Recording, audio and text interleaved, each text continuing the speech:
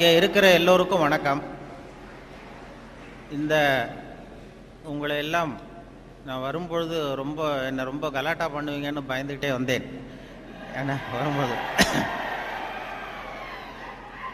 ஏன்னா எனக்கு எப்பொழுதுமே கொஞ்சம் நானும் மாணவனாக இருந்ததுனால நமக்கு என்னென்ன விஷயங்கள் தெரியுங்கிறது எனக்கும் தெரியும். இந்த வளாகத்துக்கு அண்ணாமலை யூனிவர்சிட்டிக்கு நான் ஒரு 45 வருஷத்துக்கு முன்னாடி வந்திருக்கிறேன் முதல் தடவையாக. அப்போ உங்களை மாதிரி இருக்கும் பொழுது வந்தேன். ஒரு விண்ணப்ப படிவம் வாங்கிறதுக்காக வந்தேன். அதாவது அப்ளிகேஷன் ஃபாரம், அந்த விவசாய படிப்புக்காக வாங்கிட்டு போனேன். அதுக்கு பிறகு கோயம்புத்தூர் விவசாய கல்லூரியிலேயும் போய் வாங்கிட்டு வந்து 2 இடத்துக்கும் விண்ணப்பம் போட்டேன். அங்கேருந்து முதல்ல விண்ணப்பம் வந்தது, அதனால் அங்கே போய் சேர்ந்தேன். இல்லைன்னா இன்றைக்கி நானும் இங்கே ஒரு பழைய மாணவனாக இருக்க வேண்டிய ஆள். முன்னாடி அந்த விண்ணப்பம் இங்கே சேர்ந்துருக்கலாம். எதுக்காக நான் சொன்னேன்னா, இந்த மாதிரி கல்லூரி விழாக்களில் பேசுகிறதுங்கிறது ரொம்ப கொஞ்சம் சங்கடம். அதாவது அந்த தொழில்முறை பேச்சாளர்களுக்கு அது ரொம்ப சாமர்த்தியமாக இருக்கலாம். நான் ஒரு தொழில்முறை பேச்சாளர் கிடையாது. ஏதோ வானொலி தொலைக்காட்சி பேசுகிறதுனால மறுபடியும் இங்கே கூப்பிட்டு பேச சொன்னாங்க. இது மாதிரி ஏன் பேச தயக்கம்னா, இந்த வயசில் ஒருத்தர் பேசுகிறத ரொம்ப நேரம் கேட்டுக்கிட்டு இருக்கிறது ரொம்ப கஷ்டம். அது உங்களுக்கு நல்லா தெரியும். ஏன் பேச தயக்கம்னா, இந்த வயசில் ஒருத்தர் பேசுகிறத ரொம்ப நேரம் கேட்டுக்கிட்டு இருக்கிறது ரொம்ப கஷ்டம். அது உங்களுக்கு எனக்கும் நல்லா தெரியும். அதில் என்ன, சின்ன குழந்தைகள்லேருந்து பெரியவங்க வரைக்கும் நான் பார்த்துருக்குறேன். இந்த மாதிரி அந்த எல்கேஜி யூகேஜி படிக்கிற குழந்தைகள் இருக்கு இல்லையா, அதில் கூப்பிட்டு என்னை பேச சொல்லுவாங்க சென்னையில். அவங்களுக்கு மாதிரி இந்த குழந்தைகளை உட்கார வச்சு காக்கா கதை நரி கதை ஏதாவது சொல்கிறது உண்டு. அப்படி சொல்லும் பொழுது அவங்க எப்போ பொறுமை இழக்கிறாங்கங்கிறதுக்கு ஒரு அடையாளம் என்னென்னா, அந்த முதல் வரிசையில் உட்காந்துருக்கிற குழந்தை லேசாக தரையை கீறுவான், லேசாக அப்படி இல்லைன்னா பக்கத்தில் இருக்கிறவனை ஒரு பென்சிலால் குத்துவான். இது அவன் பொறுமை இழக்கிறான்னு அர்த்தம். அதுபோல் ஒவ்வொரு இடத்துல, இப்போ பள்ளிக்கூடத்தில் ஹைஸ்கூலுன்னா கொட்டாய் விடுவார்கள். இப்போ காலேஜுன்னா இது மாதிரி பண்ணுவீங்க, ஏதாவது விசில் அடிக்கிறது இப்படி. அதனால் எப்போ முடிக்கணும் எப்போ தொடங்கணுங்கிறது அது ஒரு பெரிய முக்கியமான கட்டம். இதில் எனக்கு ரொம்ப பிடிச்சது இந்த முதியோர் இல்லங்களில் பேசுகிறது தான் ரொம்ப பிடிக்கும். அந்த சென்னையில் பென்ஷனர் அசோசியேஷன் இருக்குது. அதாவது முதியவர்கள் எல்லாம் 80 வயசு 85 வயசை தாண்டினவங்க, ஒரு காலத்தில் பெரிய பதவியிலேருந்து ஓய்வு பெற்றவர்கள். அவங்க கூப்பிட்டு என்னை பேச சொல்லுவாங்க. அதுக்கு மட்டும் யாரும் எந்த சத்தமும் போட மாட்டாங்க. நானும் எவ்வளவு நேரம் வேணாலும் பேசிக்கிட்டு இருப்பேன். அவ்வளவு பேர் முகமும் என்னையே கவனிச்சிக்கிட்டு இருக்கோம். என்ன காரணம்னா, காது கேட்காது.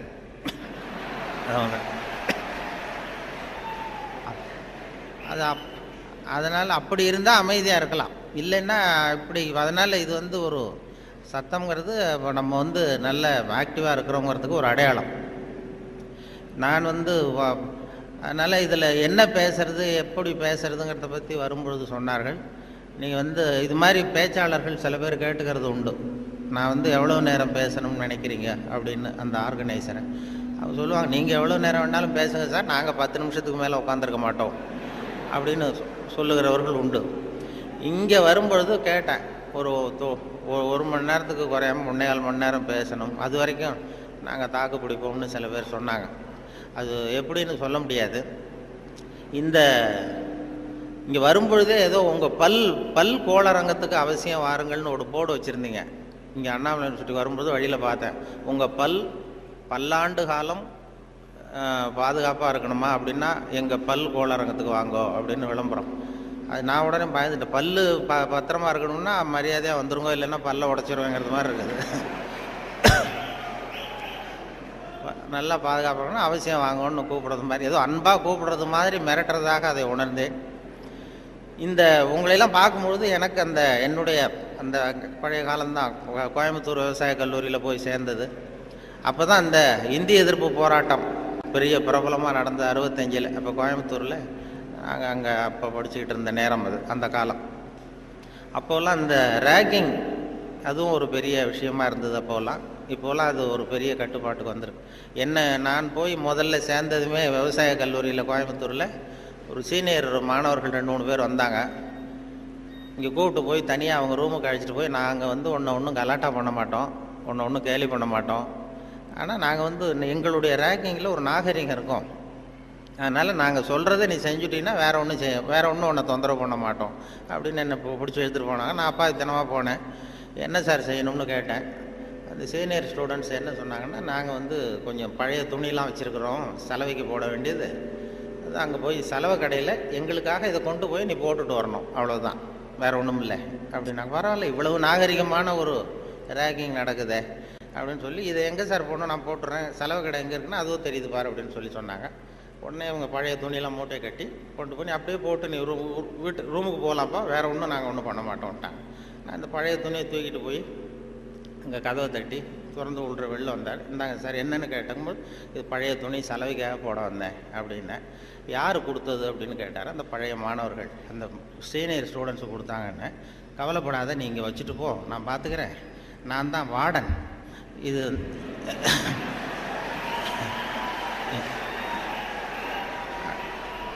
அவங்க வந்து ஏதோ ஒன்று இப்படி சொல்லியிருக்கிறாங்க, நான் உன் பேரில் கோவப்படலைப்பா, நீ வச்சுட்டு போ, நான் பார்த்துக்கிறேன்னார். அந்த வார்டன் பின்னாடி வந்து எங்கள் பல்கலைக்கழகத்து வைஸ் சான்சலராகவே ஆனார். அப்புறம் வந்து ஓய்வு பெற்றார். அப்படி ஒரு அனுபவம் அங்கே நடந்தது. அப்படிலாம் பண்ணுவாங்க. அதில் சில நல்ல இந்த அக்ரிகல்ச்சுரல் ஸ்டாட்டிஸ்டிக்ஸ்னு ஒரு பாடம், விவசாய புள்ளியியல், அது ரொம்ப போர் அடிக்கும். நாங்கள் யாரும் போக மாட்டோம் அந்த வகுப்புக்கு, ஏன்னா அது புரிஞ்சுக்கிறதே கஷ்டமாக இருக்கும். அதுக்காக அந்த ஆசிரியர் என்ன பண்ணார்னா, ஒரு தொழில்நுட்பத்தை கையாண்டார். அதாவது அந்த பாடத்தை நடத்திவிட்டு கடைசியில் ஒரு ஜோக்கு சொல்கிறது. அந்த ஜோக்கு வந்து அந்த வயசில் நமக்கு என்ன பிடிக்குமோ, அதாவது இந்த வயசில் உங்களுக்கு என்ன பிடிக்குமோ அது, அப்படிப்பட்ட ஜோக்காக சொல்லி எங்களை வந்து உடனே அந்த வகுப்புக்கு எல்லாரையும் வரும்படியாக பண்ணிட்டார். அப்போ அந்த விவசாய புள்ளியியல் துறை பேராசிரியர், அதனுடைய பாதிப்பு தான் எனக்கு எது சொன்னாலும் கடைசியில் எதையாவது ஒரு வேடிக்கையாக ஒன்று சொல்கிறதுங்கிறது. அந்த ஆசிரியருடைய பாதிப்பு. அவர் என்ன பண்ணுவார், ரொம்ப கடுமையான விஷயங்களை சொல்லிவிட்டு பாடம் முடிகிறப்போ ஒரு ஜோக்கு சொல்லுவார். அப்போ ஏதாவது பத்திரிகைகளில், வெளிநாட்டு பத்திரிகைகளில் படிச்சுட்டு வந்து சொல்லுவார். அவர் அப்போ 40 வருஷத்துக்கு முன்னாடி சொன்னது இப்போது இன்னமும் ஞாபகம் இருக்குது எனக்கு. அது என்ன, அவர் சொன்ன அந்த ஜோக்குகளில் ஒன்று என்னென்னா, ஒரு பெரிய குண்டான ஆள், ரொம்ப எடை அதிகம், அவன் வந்து இந்த எடையை குறைக்கிறது எப்படின்னு முயற்சி பண்ணான். முதல்ல எவ்வளவு எடை இருக்கும் அப்படின்னு சொல்லி ஒரு எடை போடுற மிஷினில் ஏறி நின்று காசை போட்டானா. டிக்கெட் வந்து விழுந்தது. அதில் எழுதியிருக்கும், என்ன எழுதியிருக்கு அப்படின்னு பார்த்தா, ஒரு சமயத்தில் ஒருவர் மட்டுமே ஏறி நிற்கவும் அப்படின்னு இருந்துதான். இவன் புரிஞ்சுக்கிட்டான், என்னாச்சுன்னா சரி, நமக்கு நிலைமை சரியில்லை, இது எப்படியும் எடையை குறைக்கணும், இதுக்கு என்ன பண்ணுறதுன்னா, அந்த நேரம் அமெரிக்கா போக வேண்டிய வாய்ப்பு கிடச்சிது. அமெரிக்கா போய் எங்கே சுற்றி பார்த்துக்கிட்டு இருக்கும்போது ஒரு இடத்துல போர்டு போட்டிருந்து தான், உங்கள் எடை குறைய வேண்டுமா, இங்கே வாருங்கள் அப்படின்னு விளம்பரம். உடனே இவன் ஆவலாக அங்கே போனான். அங்கே ஒரு இடத்துல அந்த மேனேஜர் மாதிரி ஒரு ரிசப்ஷனில் ஒரு பொண்ணு உட்காந்துருந்தது. என்ன ஏன்னா, நான் இந்தியாவிலேருந்து வந்திருக்கேன், எனக்கு எடை குறையணும் அப்படின்னா, உனக்கு ஆர்டினரி ட்ரீட்மெண்ட் வேணுமா, ஸ்பெஷல் ட்ரீட்மெண்ட் வேணுமா, ஆர்டினரி டீலக்ஸ்னு 2 ட்ரீட்மெண்ட்டு கொடுக்குறோம் எடையை குறைக்கிறதுக்கு, உனக்கு எது வேணும்னு கேட்டிருக்க அந்த அம்மா. இவன் பார்த்தான், எதுக்கு அனாவசியமாக செலவு, ஆர்டினரி ட்ரீட்மெண்ட்டே போகிறோம் அப்படின்ட்டுருக்கான். அப்படின்னா இந்த பக்கம் போ அந்த ரூமுக்கு அப்படின்னு சொல்லி கதவை திறந்து விட்டு தான் இவன் ஆவலாக உள்ள போயிட்டான். அந்த எடையை குறைக்க வேண்டிய போனால் அங்கே மேஜை நாற்காலி எல்லாம் செதறி கிடக்கு, அங்கேயும் இங்கேயுமா, ஒரு ஒழுங்காக இல்லை. ஒரு பெரிய ஹால், அதில் அந்த மூலையில் வந்து ஒரு பொண்ணு நின்றுட்டு இருக்கு, ஒரு 16 வயசு பொண்ணு நின்றுட்டு இருக்கு, அரைகுறை ஆடையோட. இவனுக்கு என்ன ஆசைன்னா, அந்த பொண்ணை போய் தொடணும்னு ஒரு ஆசை. அதனால் இப்படி சுற்றி சுற்றி ஓடுறான் அந்த மேஜை நாற்காலியை சுற்றி. அந்த பொண்ணு இவன் கையில் அகப்படாமல் அதுவும் தப்பிச்சு ஓடி ஓடி வந்துக்கிட்டு இருக்கு. ஒரு 15 நிமிஷம் துரத்துறான், அதுவும் சுற்றிக்கிட்டே இருக்குது. 15 நிமிஷம் கழித்து இந்த மேனேஜர், அந்த பொண்ணு வந்து, ட்ரீட்மெண்ட்டே இவ்வளவு தான், ஒரு 10 நாள் இப்படி வந்தீங்கன்னா சரியாக போடும், எடை குறைஞ்சிரும் அப்படின்ட்டு. இவன் வந்தவன் என்ன பண்ணா, சரி ஆர்டினரியே இப்படி இருந்தால் ஸ்பெஷல் ட்ரீட்மெண்ட் எப்படி இருக்கும் அப்படின்னு யோசனை பண்ணான். சாடான்னு என்ன பண்ணால், நம்ம வந்துட்டோம், இதுக்காக இன்னொரு தரம் அமெரிக்காவுக்கு நம்ம வரப்போகிறதில்ல, எப்படியும் அதையும் பார்த்துட்டு போடுவோன்ட்டு மறுபடியும் அந்த மேனேஜர் அம்மாட்ட போய் நின்னான். என்ன சார் மறுபடியும் என்னன்னு கேட்டிருக்கேன். அந்த ஸ்பெஷல் ட்ரீட்மெண்ட்டையும் எடுத்துகிட்டு போடலாம்னு பார்க்குறேன் அப்படின்னா, அது வந்து நீங்கள் இது ஆர்டினரி ட்ரீட்மெண்ட்டுக்கு $10 கட்டினீங்க, ஸ்பெஷல் ட்ரீட்மெண்ட்டுக்கு $50 கட்டணுமே அப்படின்ட்டுருக்கு. அது பரவாயில்ல, நான் கட்டிடுறேன்னு சொல்லி கட்டிவிட்டான். கட்டிவிட்டு அப்படின்னா இந்த ரூமுக்கு போ அப்படின்னு ரொம்ப ஆவலாக போய் கதவை திறந்தான். அதுவும் ஒரு பெரிய ஹால். இதே மாதிரி மேஜை நாற்காலிலாம் செதறி கிடக்கு. அந்த மூலையில் தேடுறான் யார் நிற்கிறான்னு பார்த்தா ஒரு 90 வயசு கிழவி. அவ இவனை துரத்துறா.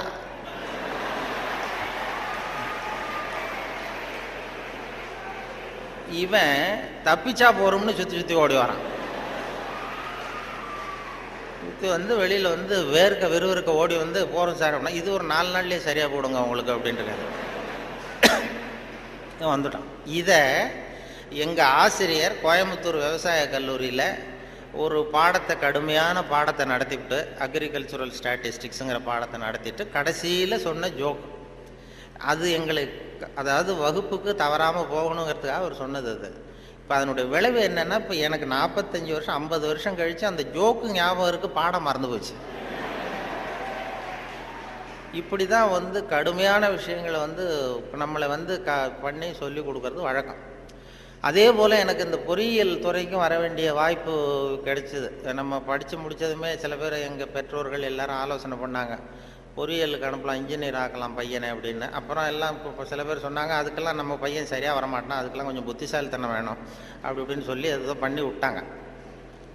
அப்போது சொல்கிறது உண்டு, ஒரு பையனுக்கு வந்து சின்ன வயசுலேயே அவனை வந்து எந்த துறையில் சேர்க்கறது அப்படிங்கிறது ஒரு முக்கியமான விஷயம். ஒரு அம்மாவுக்கு தன்னுடைய பையனை எதில் இன்ஜினியரிங் காலேஜில் சேர்க்கணும்னு ஆசை. எந்த துறையில் சேர்க்கறது? சிவில் இன்ஜினியர் ஆக்கலாமா, மெக்கானிக்கல் இன்ஜினியர் ஆக்கலாமா, அதை வந்து அல்லது எலக்ட்ரிக்கல் இன்ஜினியர் ஆக்கலாமா அப்படின்னு ஒரு அம்மாவுக்கு ஆசை. அப்போ எல்லா துறையும் இருக்கீங்கன்னு அர்த்தம். இந்த பையனை எந்த துறையில் சேர்க்கறது அம்மாவுக்கு முடிவு பண்ண முடியல, அப்பாவாலையும் ஒன்றும் சொல்ல முடியல. உடனே இவர் என்ன பண்ணார், பையனை அழைச்சிட்டு ஒரு மனோதத்துவ டாக்டர்கிட்ட போனார். ஒரு உளவியல் டாக்டர்கிட்ட போய், சைக்கியாட்ரிஸ்ட், இது மாதிரி என்னம்மா விஷயம்னு கேட்டிருக்காரு அந்த டாக்டர். ஒன்றும் இல்லை சார், என் பையனை வந்து மேற்கொண்டு படிப்புக்கு சேர்க்கணும், இன்ஜினியரிங் காலேஜில் சேர்க்கணும்.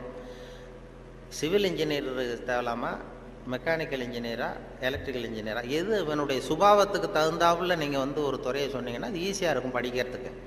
அதுதான் உங்களை மன ரீதியாக நீங்கள் ஆராய்ச்சி பண்ணி சொல்லுங்கன்னு அழைச்சிட்டு வந்துருக்கு. இது ஒன்றும் கஷ்டம் இல்லைம்மா, ஈஸியாக கண்டுபிடிச்சிடலாம் அப்படின்னு அந்த டாக்டர் உடனே அந்த பையனை கூப்பிட்டு, என்னப்பா நல்லா இருக்கே அப்படின்னு தட்டி கொடுத்தார். சின்ன பையன் பொடியன். இவனுடைய சுபாவம் என்னங்கிறத நான் ஈஸியாக கண்டுபிடிச்சி சொல்லிடுறேன், அதுக்கு தகுந்தாப்புல இப்போ இருந்தே சொல்லி கொடுத்து நீங்கள் பழக்கி கொண்டு வரலாம் அப்படின்னு சொல்லிட்டு ஒரு நர்ஸை கூப்பிட்டார். நர்ஸ்னு தான் அந்த அம்மா வந்தது. இந்த பாரு, இது மாதிரி ஒரு மேஜையில் ஒரு சுத்தியல் கொண்டு வந்து வை, ஒரு கொரடு கொண்டு வந்து வை, ஒரு ஸ்க்ரூ டிரைவரை கொண்டு வந்து வை. இந்த பையனை அப்படி கொண்டு வந்து விடுவோம். இவன் சுத்தியலை போய் தொட்டான்னு எடுத்தான்னா ஆசையாக ஏதாவது ஒன்று எடுப்பான். சுத்தியல் எடுத்தான்னா சிவில் இன்ஜினியருக்கு படிக்க வச்சுருவோம், கொரடை எடுத்தான்னா மெக்கானிக்கல் இன்ஜினியருக்கு படிக்க வச்சுருவோம், ஸ்க்ரூ டிரைவர் எடுத்தான்னா எலக்ட்ரிக்கல் இன்ஜினியர் படிக்க வச்சுருவோம். இது அவனுடைய சுபாவத்தை கண்டுபிடிக்கிறது சுலபமான வழி அப்படின்னு டாக்டர் சொல்லிட்டார். ரொம்ப ஈஸியாக அந்த நர்ஸு கொண்டு வந்து ஒரு கொரடு, ஒரு சுத்தியல், கொரடு, ஸ்க்ரூ டிரைவர் வச்சுட்டு அப்படி ஒதுங்கி நின்றுது. பையனை கொண்டு வந்து விட்டாங்க. பையன் என்ன பண்ணா, நேராக போய் அந்த நர்ஸை கட்டி பிடிச்சிக்கிட்டான்.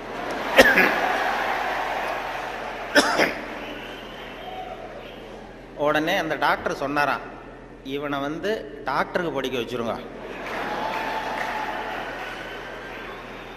அதுதான் அவனுக்கு அவன் சுபாவத்துக்கு பொருத்தமாக இருக்கும் அப்படின்னு சொல்லுவாங்க. அப்படி ஒருத்தருடைய சின்ன வயசுலேயே நம்ம எந்த துறைக்கு கொண்டு போகலாம் என்ன ஏதுங்கிறது இளையும் பயிர் முளையில் தெரியும்பாங்கள்ல, சின்ன வயசுலேயே தெரிஞ்சிடும். அது பெரிய பெரிய இதெல்லாம். ஒரு பெரிய எழுத்தாளர் மேல்நாட்டில் பிற்காலத்தில் வந்து பெரிய எழுத்தாளர் ஆனாராம். அவருக்கு சின்ன வயசில் படிக்கும் பொழுது ஒரு கட்டுரை எழுத சொல்லியிருக்கிறார் வாத்தியார். என்ன கட்டுரைன்னா, விபத்து அப்படின்னு தலைப்பு. விபத்துன்னு சொல்லி ஒரு கட்டுரை அல்லது கதை எழுதுங்கன்னு சொல்லியிருக்கார். இந்த சின்ன பையனாக இருக்கும்போது எழுதுனானா. அவன் பிற்காலத்தில் பெரிய நாவலிஸ்ட், பெரிய எழுத்தாளர் ஆனான். சின்ன வயசுலேயே அவன் விபத்துங்கிற தலைப்புக்கு என்ன எழுதுனா, ஒவ்வொரு வரியிலையும் ஒவ்வொரு திருப்பம். அதாவது ஒரு 10வது மாடியில் ஒருத்தன் வெள்ளை அடிச்சுக்கிட்டு இருந்தான் அப்படின்னு எழுதுறான். 10வது மாடியில் வெளிப்பக்கமாக நின்றுக்கிட்டு ஒருத்தன் வெள்ளை அடிச்சுக்கிட்டு இருந்தான்.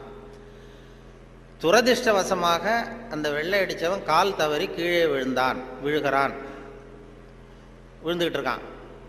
அதிர்ஷ்டவசமாக அந்த நேரம் சாலையில் ஒரு வைக்கோல் வண்டி வந்து கொண்டிருந்தது. அடுத்த வரி. அடுத்தது, துரதிர்ஷ்டவசமாக அந்த வைக்கோலின் நடுவே ஒரு கடப்பாரை சொருகியிருந்தார்கள். அதிர்ஷ்டவசமாக இவன் அந்த கடப்பாறையில் விழவில்லை, துரதிர்ஷ்டவசமாக அவன் வைக்கோலிலும் விழாமல் தரையில் விழுந்து செத்து போட்டான் அப்படின்னு. இந்த ஆள் இதை எழுதினவன் பிற்காலத்தில் பெரிய எழுத்தாளர் ஆகிட்டாரான், பெரிய இதாகி. அப்படி வந்து சுபாவம் வந்து சின்ன வயசுலேயே தெரியும் யாராருக்கு என்ன அப்படின்னு சொல்லி. நமக்கெல்லாம் அது இந்த இப்போ நம்ம ஆசிரியர்களுக்கே சில சுபாவங்கள் உண்டு. அது உங்களுக்கெல்லாம் தெரிஞ்ச விஷயமா இருக்கும். ஒவ்வொரு அவங்கவுங்க துறை சம்மந்தப்பட்ட இதாக இருக்கும். அதாவது ஒரு 3 பேராசிரியர்கள் ஒரு ஊருக்கு போனாங்க. ஒரு பெரிய பல்கலைக்கழகத்தில் இது மாதிரி பேசுறதுக்கு 3 துறை பேராசிரியர்கள் போனாங்க. ஒரு உடற்பயிற்சி ஆசிரியர், ஒரு ஃபிசிக்ஸ் பேராசிரியர், ஒரு கணக்கு வாத்தியார், 3 பேரும் போனாங்க. கணித பேராசிரியர் இது மாதிரி ஒரு விழாவில் பேசி முடித்ததும் கொண்டு போய் கெஸ்ட் ஹவுஸில் 3 பேரையும் தங்க வச்சாங்க. நாளைக்கு மறுநாள் அவங்க ஊருக்கு போகணும். இது மாதிரி விழாவில் கலந்துக்கிட்டு முடிஞ்சதும் கணித பேராசிரியருக்கு ஒரு ரூம், இவருக்கு அந்த ஃபிசிக்ஸ் பேராசிரியருக்கு ஒரு ரூமு, உடற்பயிற்சி ஆசிரியருக்கு ஒரு ரூம் போட்டு கொடுத்தாச்சு. இது மேல்நாட்டில் நடந்தது. அதனால் என்னென்னா அவங்களுக்கு அந்த ஆகாரம்லாம் டப்பாவிலே வச்சுருக்குறாங்க. அந்த டப்பாவில் டின்னு ஃபுட்டுங்கிறாங்கல்ல, அது மாதிரி டின்னில் அடைச்சி அவங்க ரூமில் வேண்டிய ஆகாரமெல்லாம் வச்சு கொடுத்து கொண்டு போய் விட்டு வந்துட்டாங்க. அந்த வந்துட்டு மறுநாள் காலையில் எழுந்திரிச்சார் இந்த ஆர்கனைசர். அப்போ தான் அவருக்கு அப்படியே பதறி போயிட்டார். ராத்திரி அந்த 3 பேராசிரியர்களுக்கும் 3 டப்பாவில் உணவு கொடுத்தோம், ஆகாரம். அதை திறக்கிறதுக்கான கருவியை கொடுக்காம வந்துட்டோம். திறக்கிறதுக்கு ஒரு பொருள் அது இல்லாமல் கொடுத்தோம். எப்படி அவங்க டப்பாவை திறந்தாங்களா சாப்பிட்டாங்களா என்னன்னு தெரியல அப்படின்னு இவர் பதறி போய் விடிஞ்சதும் ஓடுறாரு விழுந்தடிச்சு. இந்த வரவேற்ற ஓடி போய் முதல்ல அந்த உடற்பயிற்சி ஆசிரியர் கதவை திறந்தாரா, ரூமை திறந்தா அவர் நிம்மதியாக தூங்கிட்டு இருக்காரு. டப்பா திறந்து கிடக்கு, சாப்பிட்டுட்டு நிம்மதியாக தூங்கிட்டு இருக்காரு. உடனே இவர் போய் தட்டி எழுப்பி, எப்படி சார் அந்த டப்பாவை திறந்தீங்க, அந்த இதை கொடுக்கலையே நாங்கள் உங்களுக்கு அப்படின்னு. இது என்ன சார், உடல் பலம் தான் சார் முக்கியம், டப்பாவை பலம் ஓங்கி கீழே அடித்தேன் திறந்துட்டுது, அது என்ன பெரிய காரியம் அப்படின்னு சொல்லி உடற்பயிற்சி செஞ்சுட்டேன், அதனால் சாப்பிட்டேன் இருக்கார்.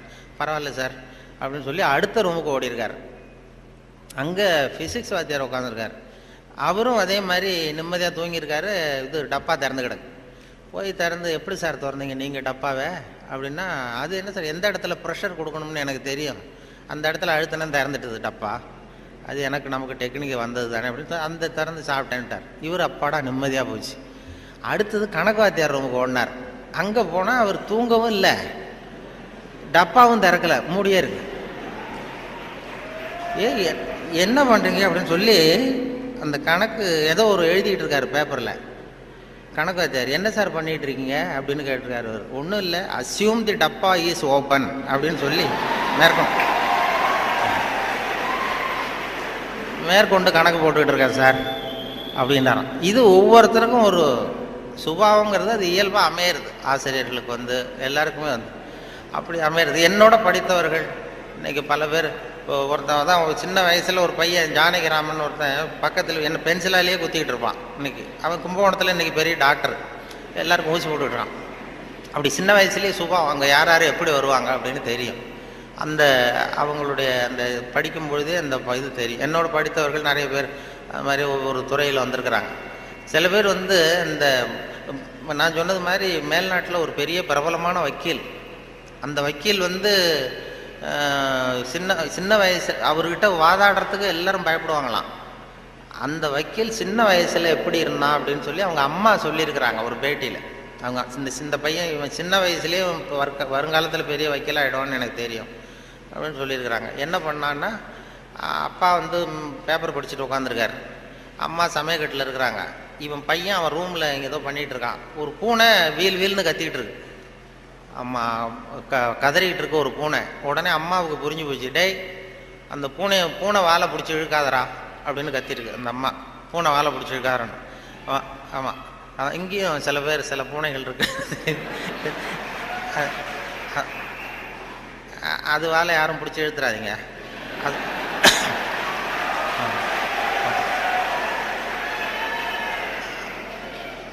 பூனை வாழை பிடிச்சிருக்காருன்னு அந்த அம்மா கத்திருக்கு. அப்பா அவன் சொன்னானா, அம்மா நான் பூனை வாழை பிடிச்சி இழுக்கலை, பூனை தான் அது வாழை பிடிச்சி இழுத்துக்கிட்டு இருக்குன்றிருக்கான். நான் ஒன்றும் பூனைக்கு இடைஞ்சல் பண்ணல, பூனை தான் வாழை இழுத்துக்கிட்டு இருக்கு, நான் அது வாழை இழுக்கலன்றிருக்கான். ஓடி போய் பார்த்துருக்குறாங்க அம்மாவும் அப்பாவும். பார்த்தா இவன் பூட்ஸு காலால் மிரிச்சிக்கிட்டு இருக்கான், பூனை வாழை இழுத்துக்கிட்டு இருக்கு. அவன் பிற்காலத்தில் பெரிய வக்கீல் ஆகிட்டான். அதாவது ஒரு தான் பேரில் தப்பு இல்லைங்கிறது மாதிரி பேசினா பாருங்க. அவங்க அம்மா வந்து சொல்லியிருக்கு. இப்படி அது சின்ன வயசில் அவங்கவுங்களுக்கு அந்த இது இருக்கும். சில பேருக்கு ஆராய்ச்சி விஞ்ஞான மனோபாவம் வந்துடும். விஞ்ஞானம் சில பேர் சின்ன வயசுலேயே ஒருத்தன் மூஞ்சில் ஒருத்தன் குத்திக்கிட்டு இருப்பான். சின்ன இளம் வயசுலேயே ஒருத்தன் மூஞ்சில் ஒருத்தன் குத்திட்டு இருப்பான்.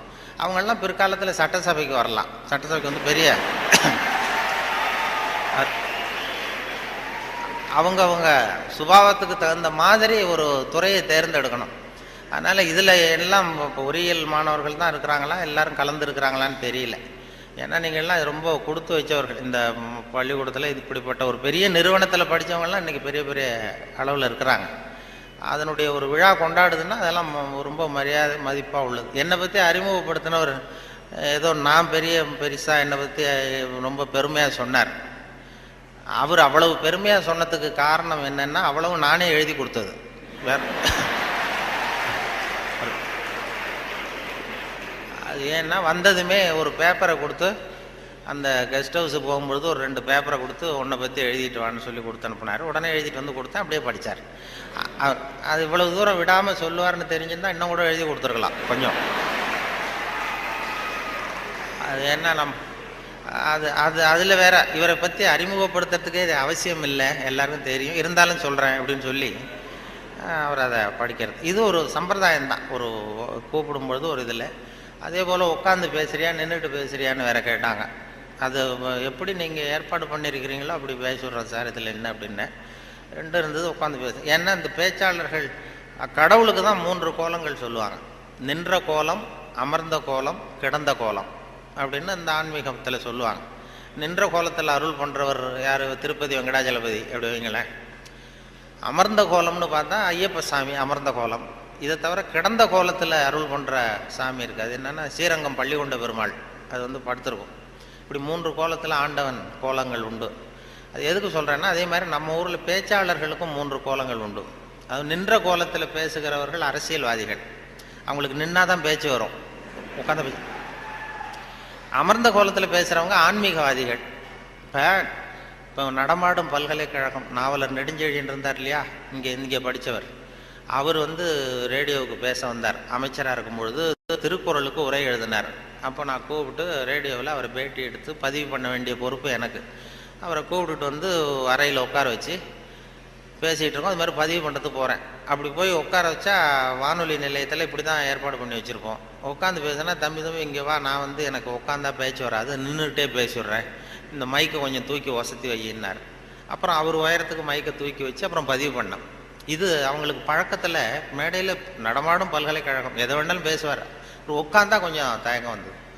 அது அரசியல் அப்படி. அது ஆன்மீகவாதிகள். இப்போ கிருபானந்த வாரியாரெல்லாம் கூப்பிட்றோம் வானொலி நிலையத்துக்கு, அவரை உட்கார வச்சு தான் பதிவு பண்ணுவோம். அவரை வந்து நின்றுக்கிட்டே பேசுங்க சார்னு சொல்ல முடியாது. அதனால் நின்ற கோலம் பேசுகிறவங்க அரசியல்வாதிகள், அமர்ந்த கோலத்தில் பேசுகிற பேச்சாளர்கள் ஆன்மீகவாதிகள். இதே மாதிரி கிடந்த கோலத்தில் பேசுகிறவங்களும் உண்டு நம்ம ஊரில். இந்த சாராய கடை வாசலில் பார்த்தீங்கன்னா அவங்களெல்லாம் கிடந்த கோல பேச்சாளர்கள்.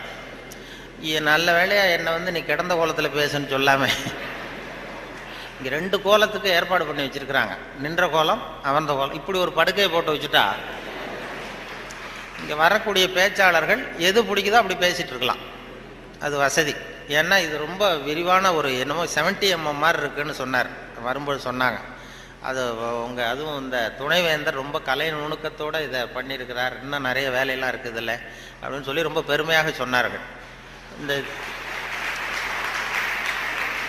இந்த பொறியியல் அது வந்து அந்த கலை நுணுக்கம் இன்னும் என்னென்ன வேலை இருக்குது, நிறைய செஞ்சுருக்கேன், இது எல்லாம் இந்த பெருமை அவருக்கு தான் சொல்லி பெருமையாக சொன்னாங்க. இது இப்படிப்பட்ட பெரிய ஹாலில் ஒருத்தரை உட்கார வச்சாதான் இன்னமும் வர்றோம். ஆமாம், இதுக்கெல்லாம் ஒரு 20-30 பேர் வரிசையாக உட்காந்தா நல்லாயிருக்கும் இந்த ஹால். அதாவது பொறியியல் துறை, நீங்கள் மாணவர்கள்ங்கிறதுனால பொறியியலில் வந்து கலை அம்சத்தை புகுத்துறது ரொம்ப சிரமம். சில பேருக்கு அதாவது பொறியியலுக்கும், அதாவது கவிதை எழுதுவாங்க சில பொறியியல் கவிதை எழுதுகிறவங்க வந்து பொறியியல் இன்ஜினியராக இருக்கிறவங்க கவிதை எழுதுறது உண்டு. அப்படி இருக்கிறது கொஞ்சம் 2க்கும் முரண்பாடான விஷயம். கலைத்தன்மை, அதாவது பொறியியல் வந்து மெக்கானிக்கல் மைண்ட் அதிகமாக இருக்கும். அதாவது ஒரு பெரிய பொறியியல் இன்ஜினியர் அவர் வந்து இராணுவத்தில் ஒரு பாலம் வந்து கட்டுறதுக்கு பெரிய இது பண்ணாங்க, பிளான் பண்ணாங்க. அதுக்கு ஒரு வரைபடம் தயார் பண்ணணும். ஸ்கெட்சு, இராணுவத்துக்கு பாலம் கட்டுறதுக்கு ஒரு பெரிய ப்ளூ பிரிண்ட்டு என்ன சொல்லுவீங்கள்ல, அது மாதிரி அந்த வரைபடம் தயார் பண்ணுற வேலையை ஒப்படைச்சிருக்கிறாங்க அந்த இன்ஜினியர்கிட்ட. அந்த பொறியாளர் வந்து உள்ளுக்குள்ளே ஒரு கவிஞர், அதாவது அவர் ஒரு கவித்தன்மை உள்ளுக்குள்ளே இருக்குது, மறைஞ்சிருக்குது. அதனால் அவர் என்ன பண்ணார், அந்த பொறியியல் வரைபடம் போட்டார். பாலத்தை போட்டுட்டு ஒரு ஆறு ஓடுது, குறுக்க பாலம், அதனுடைய நீளம் அகலம் எல்லாம் கரெக்டாக போட்டார். போட்டு அந்த ஆறு ஓடிக்கிட்டு இருக்கு. அது ஓடி முடிகிற இடத்துல ஆற்று ஓரமாக ஒருத்தன், ஒரு சின்ன பையன் தூண்டில் போட்டுக்கிட்டு நிற்கிறான். அதை அவர் போட்டிருக்காரு ஒரு அழகுக்காக. சின்ன மூலையில் ஒரு தூண்டில் போட்டுட்டு ஒரு பையன் நிற்கிறான். இது இந்த பொறியியல் வரைபடத்தை கொண்டு போய் அதிகாரிகள்கிட்ட கொடுத்துருக்குறான். அவருக்கு கோபம் வந்துடுது. இது வந்து ஒரு பொறியியல் வரைபடம், இது வந்து இந்த வரைபடத்தில் போய் அந்த ஒரு ஓவியம் என்னத்துக்கு அப்படின்னு சொல்லி அவர் சத்தம் போட்டிருக்காரு மேலே உள்ளவர். அதனால் என்ன பண்ணியிருக்காரா, முதல்ல வந்து முதல் தடவையாக கொடுக்கும்பொழுது அந்த பாலத்து மேலே நின்றுக்கிட்டு தூண்டில் போடுறது மாதிரி படம். இந்த பாலத்தில் எதுக்கு அவன் நிற்கிறான்னு சொல்லி சண்டை போட்டிருக்காரு. உடனே அவர் சரி சார் நான் இதை மாற்றிடுறேன்னு சொல்லி இவர் மாற்றி 2வது தடவை படம் போடும்போது பாலத்தில் நிற்கக்கூடாது, பாலத்தில் இடைஞ்சல் இருக்கக்கூடாது, அவ்வளோதானே. பாலத்தை சரியாக போட்டு மூலையில் கொண்டு போய் தூண்டில் போட்டு நிற்கிறான். மறுபடியும் கூப்பிட்டு அந்த அவன் படமே இருக்கக்கூடாது, இந்த இதில் இந்த வரைபடம் மட்டும்தான் இருக்கணும், போடுன்னார். உடனே இவன் வந்து பாலம் போட்டான். 6 பாலம் சரியாக போட்டுட்டு இந்த மூலையில் பார்த்தா அவன் நிற்கிற இடத்துல அவன் இல்லை. அந்த இடத்துல சின்ன ஒரு கல்லறை, இந்த சிறுவன் இங்கே புதைக்கப்பட்டிருக்கிறான் அப்படின்னு எழுதிட்டான். அதாவது அந்த உள்ளுக்குள்ளே இருக்கிற அந்த கவிஞனை ஒன்றும் பண்ண முடியாது. சில பொறியியல் படிக்கிற மாணவர்கள் நீங்கள் நிறைய பேர் கவிதை எழுதலாம், அது எப்படியாவது வெளியில் வந்துக்கிட்டு தான் இருக்கும். அது வந்து பியூராக அந்த வரைபடத்தில் கூட அவனை மறைக்க முடியல பாருங்கள், அப்படி இருக்கும். அது மாதிரி சொல்கிறது உண்டு அவங்கவுங்க அந்த இதில். அதனால் இந்த பேச்சு, இந்த சொன்னார்கள், இந்த நகைச்சுவை உணர்வுங்கிறது ரொம்ப அவசியம், அதை பற்றி சொல்லணும், போகணும், வரணும்னு சொல்லி சொன்னாங்க. நகைச்சுவை உணர்வுங்கிறது நமக்கு சின்ன வயசுலேருந்து நாம் பிறந்து 6 வாரத்தில் தான் சிரிக்க ஆரம்பிக்கிறோமா. ஒரு குழந்தை பிறந்து 6வது வாரம் தான் சிரிக்க ஆரம்பிக்கும். ஒரு கிளுகிழுப்பை கொண்டு போய் குழந்தை முகத்துக்கிட்ட ஆட்டினா சிரிக்குது. அதே கிளுகிழுப்பை ஒரு தாத்தா முகத்துக்கிட்ட ஆட்டுங்க, கோவம் வந்துடும், குச்சி கிச்சிருந்தா எடுத்து அடிச்சிருவார். ஏன்னா அப்படி இருந்தவர் அப்படி ஆயிட்டார். ஒரு காலத்தில் அப்படி இருந்தவர், அப்படி சின்ன வயசில் ஒரு கிளுகிழுப்ப சத்தத்துக்கு சிரித்தவர் அதே சத்தத்துக்கு டென்ஷன் ஆகிறாருன்னா அப்படி தான் மனுஷனுடைய வாழ்க்கை வீணாக போகுது. அந்த இயல்பு தன்மை மாறாமல் இருக்கணுமா, அந்த சிரிப்பு தன்மை வந்து. ஆனால் சிரிப்புங்கிறது ஒரு பாவமான செயல்னு காலங்காலமாக போதிக்கப்பட்டு வந்திருக்கிறோம். எப்படி போதிக்கப்பட்டு வந்திருக்கிறோம்னா, ஒரு முதலாளிக்கு முன்னாடி தொழிலாளி சிரித்தா மரியாதை குறைச்சால், ஒரு ஆஃபீஸருக்கு முன்னாடி பியூனு சிரித்தா மரியாதை குறைச்சால், இப்படி சொல்லி சொல்லி சிரிப்புங்கிறது ஏதோ மரியாதை குறைவான செயல்னு காலங்காலமாக போதிக்கப்பட்டு வந்து இப்போ சிரிப்பு தன்மை வந்து சிறைப்பட்டு போச்சான் நம்ம உடம்புக்குள்ளே. இந்த சிறைப்பட்டிருக்கிற சிரிப்பை வெளியில் கொண்டு வர்றதுக்கு தான் ஜோக்குன்னு ஒரு சாவியை போட வேண்டியிருக்கு. வேறு ஜோக்குக்கும் சிரிப்புக்கும் சம்மந்தமே இல்லை, அது ஒரு சாவியாக உபயோகப்படுது. ஏற்கனவே இருக்கிற இயல்பு தன்மையை வெளியில் கொண்டு வர்றது. அந்த குழந்தை தன்மையோடு இருக்கணும், குழந்தைத்தனம் தான் இருக்கக்கூடாதே தவிர அந்த குழந்தைத்தன்மை கடைசி வரைக்கும் நமக்கு நீடிச்சதுன்னா ஹார்ட் அட்டாக் வராது. குழந்தைத்தன்மை வேறு, குழந்தைத்தனம் வேறு. குழந்தைத்தன்மை பெரிய வயசானா கூட குழந்தைத்தன்மையோடு இருக்கலாம். இப்போ ஒரு அம்மா வந்து ஒரு பிள்ளைய எழுப்பிச்சான், தட்டி எழுப்பியிருக்கு காலையில் விடிய காலம். அம்மா வந்து எழுந்துடுறா காலேஜுக்கு நேரம் ஆகிட்டுது அப்படின்னு எழுப்பிச்சான். அந்த புள்ள இழுத்து போத்திட்டு நான் காலேஜுக்கு போக மாட்டேம்மா, எனக்கு போகிறதுக்கு பிடிக்கலன்னு இருக்கு. அந்த அம்மா விடலை, வயசானம்மா, நீ நீ போய் தாண்டா ஆகணும் அப்படின்ட்டுருக்கு. அந்த புள்ள எழுந்திரிச்சு உட்காந்து கேட்டிருக்கு, ஏம்மா என்னை வந்து ஏன் இப்படி தொந்தரவு பண்ணுற, தூங்க விடாமல் அப்படின்ட்டுருக்கு. அப்போ அந்த அம்மா சொல்லிச்சான், நீ வந்து காலேஜுக்கு ஏன் போக மாட்டேங்கிற, அதுக்கு 2 காரணம் சொல்லு அப்படின்ட்டுருக்கு. அந்த அம்மா பிள்ளைய கேட்டிருக்கு, நீ காலேஜுக்கு ஏன் போக மாட்டேங்கிற, 2 காரணம் சொல்லு. அப்போ அந்த பிள்ளை சொல்லிச்சான், ஏன் போக மாட்டேன்னா ஒரு காரணம் அங்கே இருக்கிற மாணவர்களுக்கெல்லாம் என்ன பிடிக்கல, பசங்களுக்கெல்லாம் என்ன பிடிக்கல. 2வது காரணம் அங்கே இருக்கிற வாத்தியார்களுக்கும் என்ன பிடிக்கல, ஆசிரியர்களுக்கும் பிடிக்கல, மாணவர்களுக்கும் பிடிக்கல, அதனால் நான் போக மாட்டேன் அப்படின்னு சொல்லி படுத்துட்டுது. அதுக்காக நீ வந்து போகாமல் இருக்கக்கூடாதா, காலேஜுக்கு போய் தான் ஆகணும்னு மறுபடியும் எழுப்புது அந்த அம்மா, வயசானம்மா. அப்புறம் எழுந்திரிச்சு உட்காந்துக்கிட்டு அந்த புள்ள கேட்டுதான், என்ன எதுக்கு காலேஜுக்கு போகணும்னு நீ சொல்கிற, அதுக்கு 2 காரணம் சொல்லு அப்படின்ட்டு. அப்போ அந்த அம்மா சொல்லிச்சாண்டே, ஏன் சொல்கிறேன்னா, முதல் காரணம் உனக்கு வயசு 54, 2வது காரணம் நீ தான் பிரின்சிபால்.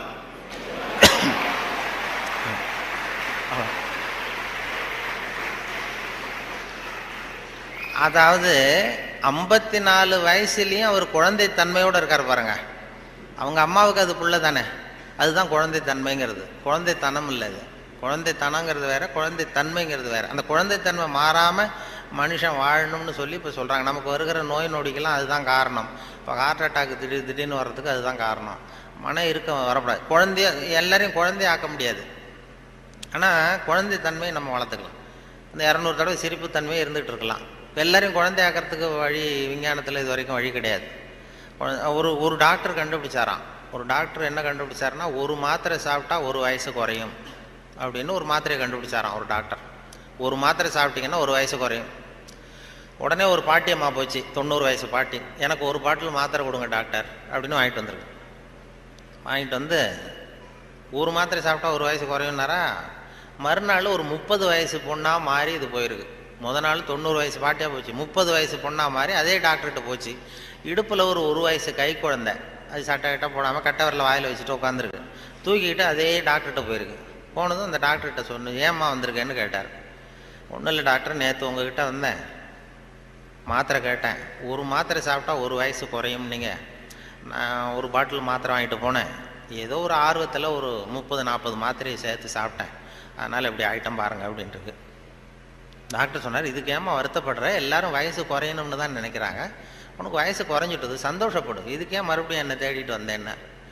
அப்போ இந்த அம்மா சொல்லிச்சான், என்னை பற்றி பரவாயில்ல டாக்டர், இடுப்பில் பாருங்கள் 1 வயசு கை குழந்தை, இது ரொம்ப ஆர்வத்தில் ஒரு 70-80 மாத்திரையை சாப்பிட்டுட்டுது, இது என் வீட்டுக்காரரு.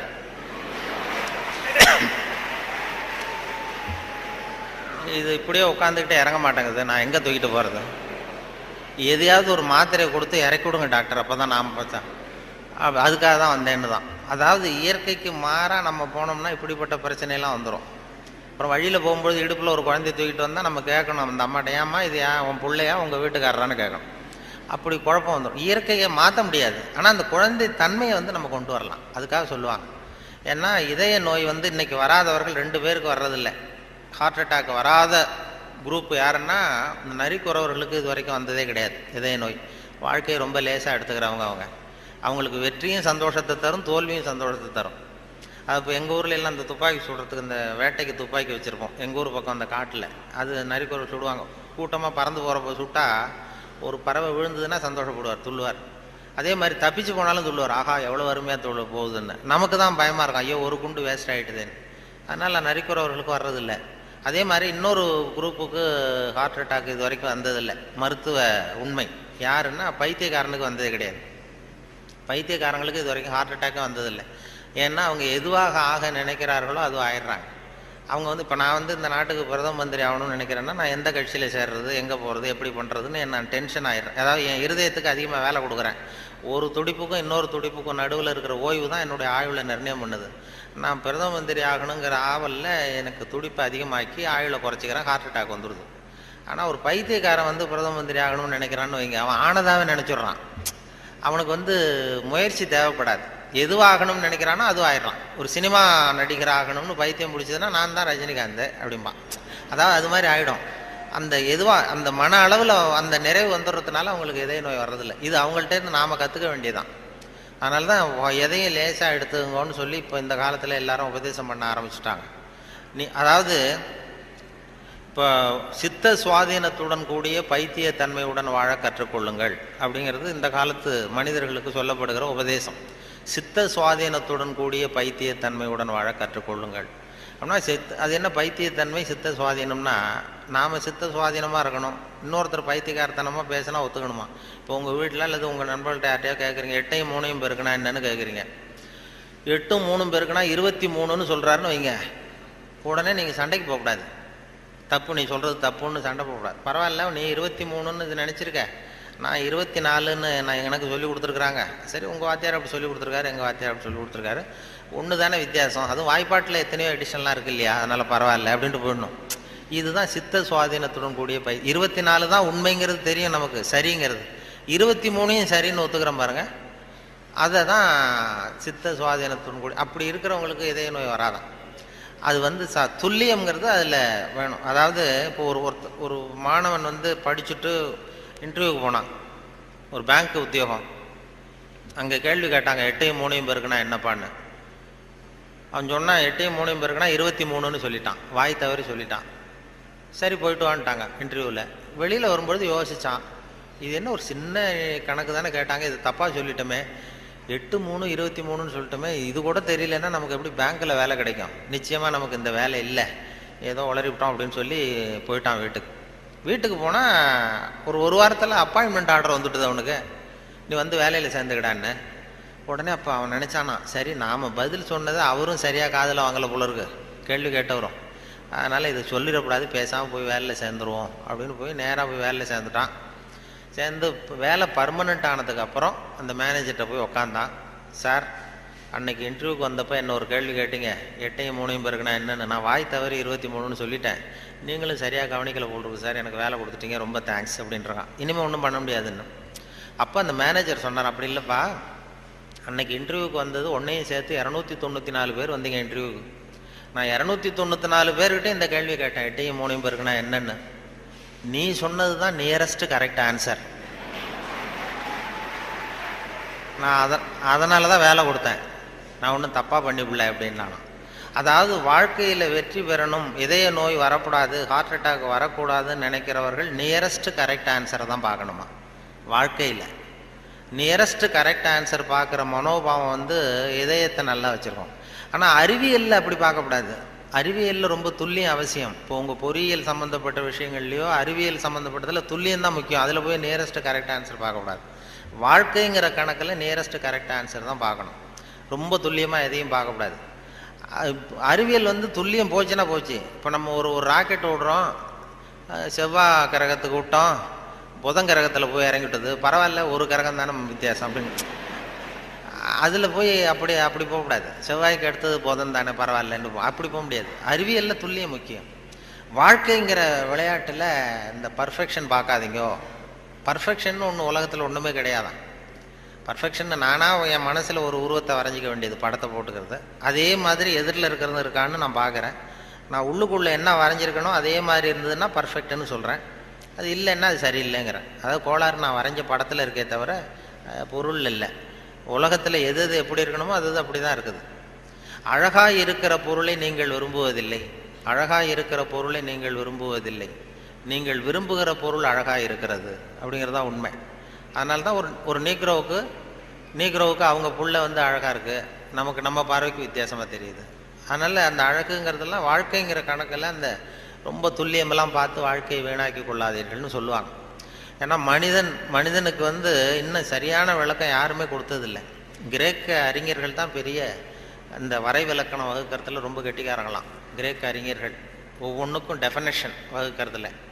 அப்போ ஒரு குரூப் அறிஞர்கள் குழு கூடி உட்காந்து மனிதன் என்பவன் யார், மனிதன் அப்படின்னா அதுக்கு என்ன டெஃபனேஷன், ஒரு வரைவிலக்கணம் வகுக்கணும்னு உட்காந்தாங்களாம். உட்காந்தா எல்லாம் வந்து இப்படி ஒவ்வொரு அறிஞரும் ஒரு யோசனை சொல்லியிருக்கிறார். மனிதன் என்பவன் ஒரு 2 கால் பிராணி அப்படின்னு எழுதிடலாம் சார் அப்படின்னது உடனே எல்லாம் ஏகமனதாக எல்லாம் சார் தான் சரியாக இருக்க விளக்கம். மனிதன் என்பவன் 2 கால் பிராணி, சரியாக இருக்க ஒத்துக்கலாம்னு போனாங்க. அப்போ திடீர்னு ஒருத்தர் எழுந்திரிச்சு வெளில ஒன்றாராம். போயிட்டு ஒரு திடுக்கிட்டுன்னு வெளில திரும்பி வந்து ஒரு சாக்கில் கொண்டாந்து அப்படி வச்சார் மேஜையில். இந்த சாக்குக்குள்ளே என்ன இருக்குன்னு கேட்டார் தலைவர், கூட்ட தலைவர். உங்கள் வரைவிலக்கணப்படி உங்கள் டெஃபனேஷன் படி உள்ள ஒரு மனுஷன் இருக்கான், மனிதன் என்பவன் ஒரு 2 கால் பிராணின்னு தானே சொன்னீங்க அப்படின்னு சொல்லி திறந்தா ஒரு கோழி நிற்கிது. ஒரு கோழி இது 2 கால் பிராணி தானே, அப்போ இதுவும் ஒரு மனுஷன் தானே அப்படின்னானா. ஆகா, நம்ம டெஃபனேஷனில் ஏதோ ஒரு தப்பு, அதில் ஒரு திருத்தம் உண்டு பண்ணணும் அப்படின்னு சொல்லி இன்னொருத்தர் சொல்லியிருக்காரு. நான் அதில் கொஞ்சம் ஒரு கரெக்ஷன் கொடுக்குறேன் சார் அப்படின்னு சொல்லி மனிதன் என்பவன் சிறகுகளற்ற 2 கால் பிராணி அப்படின்னு கொடுத்துருக்கான். உடனே அவன் மறுபடியும் எடுத்துகிட்டு ஓடனான், திரும்பி வந்தான், சாக்குள்ள மனுஷன் இருக்கான எடுத்தா அதே கோழி ரெக்கையெல்லாம் பிச்சு விட்டு நிறுத்தி வச்சிருக்கான். உங்கள் டெஃபினேஷன் படி மனுஷன் சிறகுகளற்ற 2 கால் பிராணி அப்படின்னு. அப்புறம்தான் அந்த கிரேக்க அறிஞர்களே சொல்லிட்டாங்களாம், மனிதனுக்கு அதாவது இப்போ ஏதாவது ஒன்றும் முடியலைன்னா இப்போ நம்ம என்ன பண்ணுறோமோ அது மாதிரி அதே முடிவுக்கு வந்தாங்க. அதாவது சபை ஒத்தி வைக்கப்படுகிறது அப்படின்னு சொல்லிவிட்டு கடைசி வரைக்கும் அது டெஃபினேஷன் கொடுக்கல. மனிதனுக்கு வந்து விஞ்ஞானம் போட்டிருக்கிற வேலை வேறு. விஞ்ஞானம் கெமிஸ்ட்ரி என்ன சொல்லுதுன்னா, ஒரு சராசரி மனுஷ உடம்புல இருக்கிற கால்சியத்தை மட்டும் தனியாக எடுத்தால் ஒரு சின்ன ரூமுக்கு வெள்ளடிக்கலாம். ஒரு சராசரி மனுஷ உடம்புல இருக்கிற கொழுப்பை மட்டும் தனியாக எடுத்தால் ஒரு 10 சோப்பு கட்டி தயார் பண்ணலாம். ஒரு சராசரி மனுஷன் உடம்புல இருக்கிற பாஸ்பரஸை மட்டும் தனியாக எடுத்தால் ஒரு 40 நெருப்பு குச்சி தயார் பண்ணலாம். ஒரு சராசரி மனுஷ உடம்புல இருக்கிற இரும்பு சத்தை மட்டும் தனியாக எடுத்தால் 2 கலாணி 2 செய்யலாம். இவ்வளவுக்கு மொத்தமாக விலை போட்டால் 42 ரூபா 50 காசு. இதுதான் கெமிஸ்ட்ரி வந்து நமக்கு போட்டிருக்கிற விலை. ஒரு மனுஷனுக்கு ரசாயன விஞ்ஞானம் போட்டிருக்கிற விலை அவ்வளவுதான். அவன் எப்போ அவன் வந்து அவனுடைய வேல்யூ கூடும்னா அவன் எப்படி நடந்துக்கிறாங்கிறத பொறுத்து தான். அதுவும் மனுஷன் வந்து உயிரோடு இருக்கிற வரைக்கும் தான் 42-50 காசு. மிருகங்கள் அவனை விட பெருசாக இருக்கு. செத்ததுக்கு அப்புறம் வேல்யூ கூடுது. கடையில் பாருங்கள், உயிர் கோழி 50 ரூபா, உரித்த கோழி 60 ரூபான்னு போட்டுருவோம். செத்ததுக்கு அப்புறம் 10 ரூபா கோடி போடும். மனுஷன் உயிர் மனிதன் 42 ரூபா 50 காசு, செத்த மனிதன் 52 ரூபா 60 காசு. அப்படின்னா நீயே வச்சுக்கடா போடான்ட்டு போடுவான். அது அப்படி வந்து எப்படி வாழணுங்கிற அந்த வாழ்க்கை நெறிகள்லாம் பெரியவர்கள் நிறைய பேர் அதை பற்றி இது பண்ணி சொல்கிறாங்க. அதனால தான் அவங்ககிட்டேருந்து கற்றுக்கிட்டு நம்ம நல்ல பழக்க வழக்கங்கள் நம்மக்கிட்ட இருக்கிற அந்த திருக்குறளை பற்றி இப்போ தான் அதை பற்றி நிறைய பேர் பேச ஆரம்பிச்சிருக்கிறாங்க. திருக்குறளுங்கிறது அதனுடைய அருமை பெருமையெல்லாம் எப்படி வந்தது போச்சுன்னு சொல்லி. திருக்குறள்லாம் சின்ன வயசில் நம்ம பாடத்திட்டத்தில் மனப்பாடம் பண்ணது தான். இப்போ அதை பற்றி ஆங்கில மொழிபெயர்ப்புலாம் நிறைய வந்துக்கிட்டு பெருசாக பண்டிதமணி கதிரேசன் செட்டியார் இருந்தார். அவருடைய மகன் கூட இங்கே இருந்தார்ல தமிழ் துறையில், கதிர் தியாகராஜ். அவங்க அப்பா பண்டிதமணி கதிரேசன் செட்டியார். அவர் வந்து திருக்குறளை மனப்பாடம் பண்ணது எப்படின்னா, எதிரில் வந்து அவங்க வீட்டு வேலைக்காரனை உட்கார வச்சுக்குவாராம். இவர் உட்காந்துருப்பார். அவருக்கு கால் நடக்க முடியாது, கால் ஊனம். அதனால் எதிரில் வேலைக்காரனை உட்கார வச்சுட்டு அவன் கையில் திருக்குறள் புஸ்தகத்தை கொடுத்துட்றது. இவர் உட்காந்துக்கிட்டு, இந்த இடத்துல நான் முதலாளி கிடையாது, நீ வேலைக்காரன் கிடையாது, நான் வந்து திருக்குறளை வரிசையாக சொல்லிட்டு வருவேன், அது சரியாக இருக்கான்னு பார்த்துக்கிட்டே வா, ஏதாவது ஒரு சின்ன தப்பு சொல்லிட்டா கூட நீ என்ன முதலாளின்னு பார்க்காத, எழுந்திரிச்சு வந்து என் தலையில் ஓங்கி ஒரு கொட்டு வை அப்படின்னு. சரி முதலாளின்னு வாங்கி வச்சுக்கிட்டான். வாங்கி வச்சுட்டு சொல்லுங்கள் முதலாளின்னு உட்காந்தான்.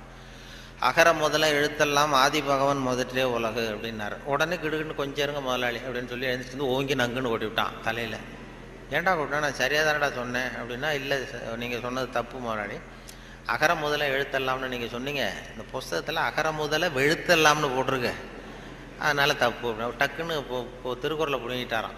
இதே ரீதியில் போனால் நான் 1330 கொட்டு வாங்கணும் உங்ககிட்ட, என் தலை தாங்காது, நான் பார்த்துக்கிறேன் போடான்ட்டாரான். அப்படிலாம் திருக்குறளை வந்து படித்து பெரிய இது பண்ணியிருக்கிறாங்க. அவருக்கு கால் ஊனம், பண்டிதன் கதிரேசன் செட்டியாருக்கு. அவருக்கு வந்து பாதுகாப்புக்குன்னு ஒருத்தனை வச்சுருந்தாரான், அவனுக்கும் கால் கிடையாது.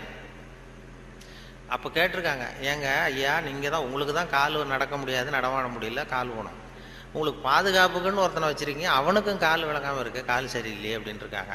அப்போ அதை நான் வந்து அர்த்தத்தோடு தான் வச்சுருக்கேன்னாரான்.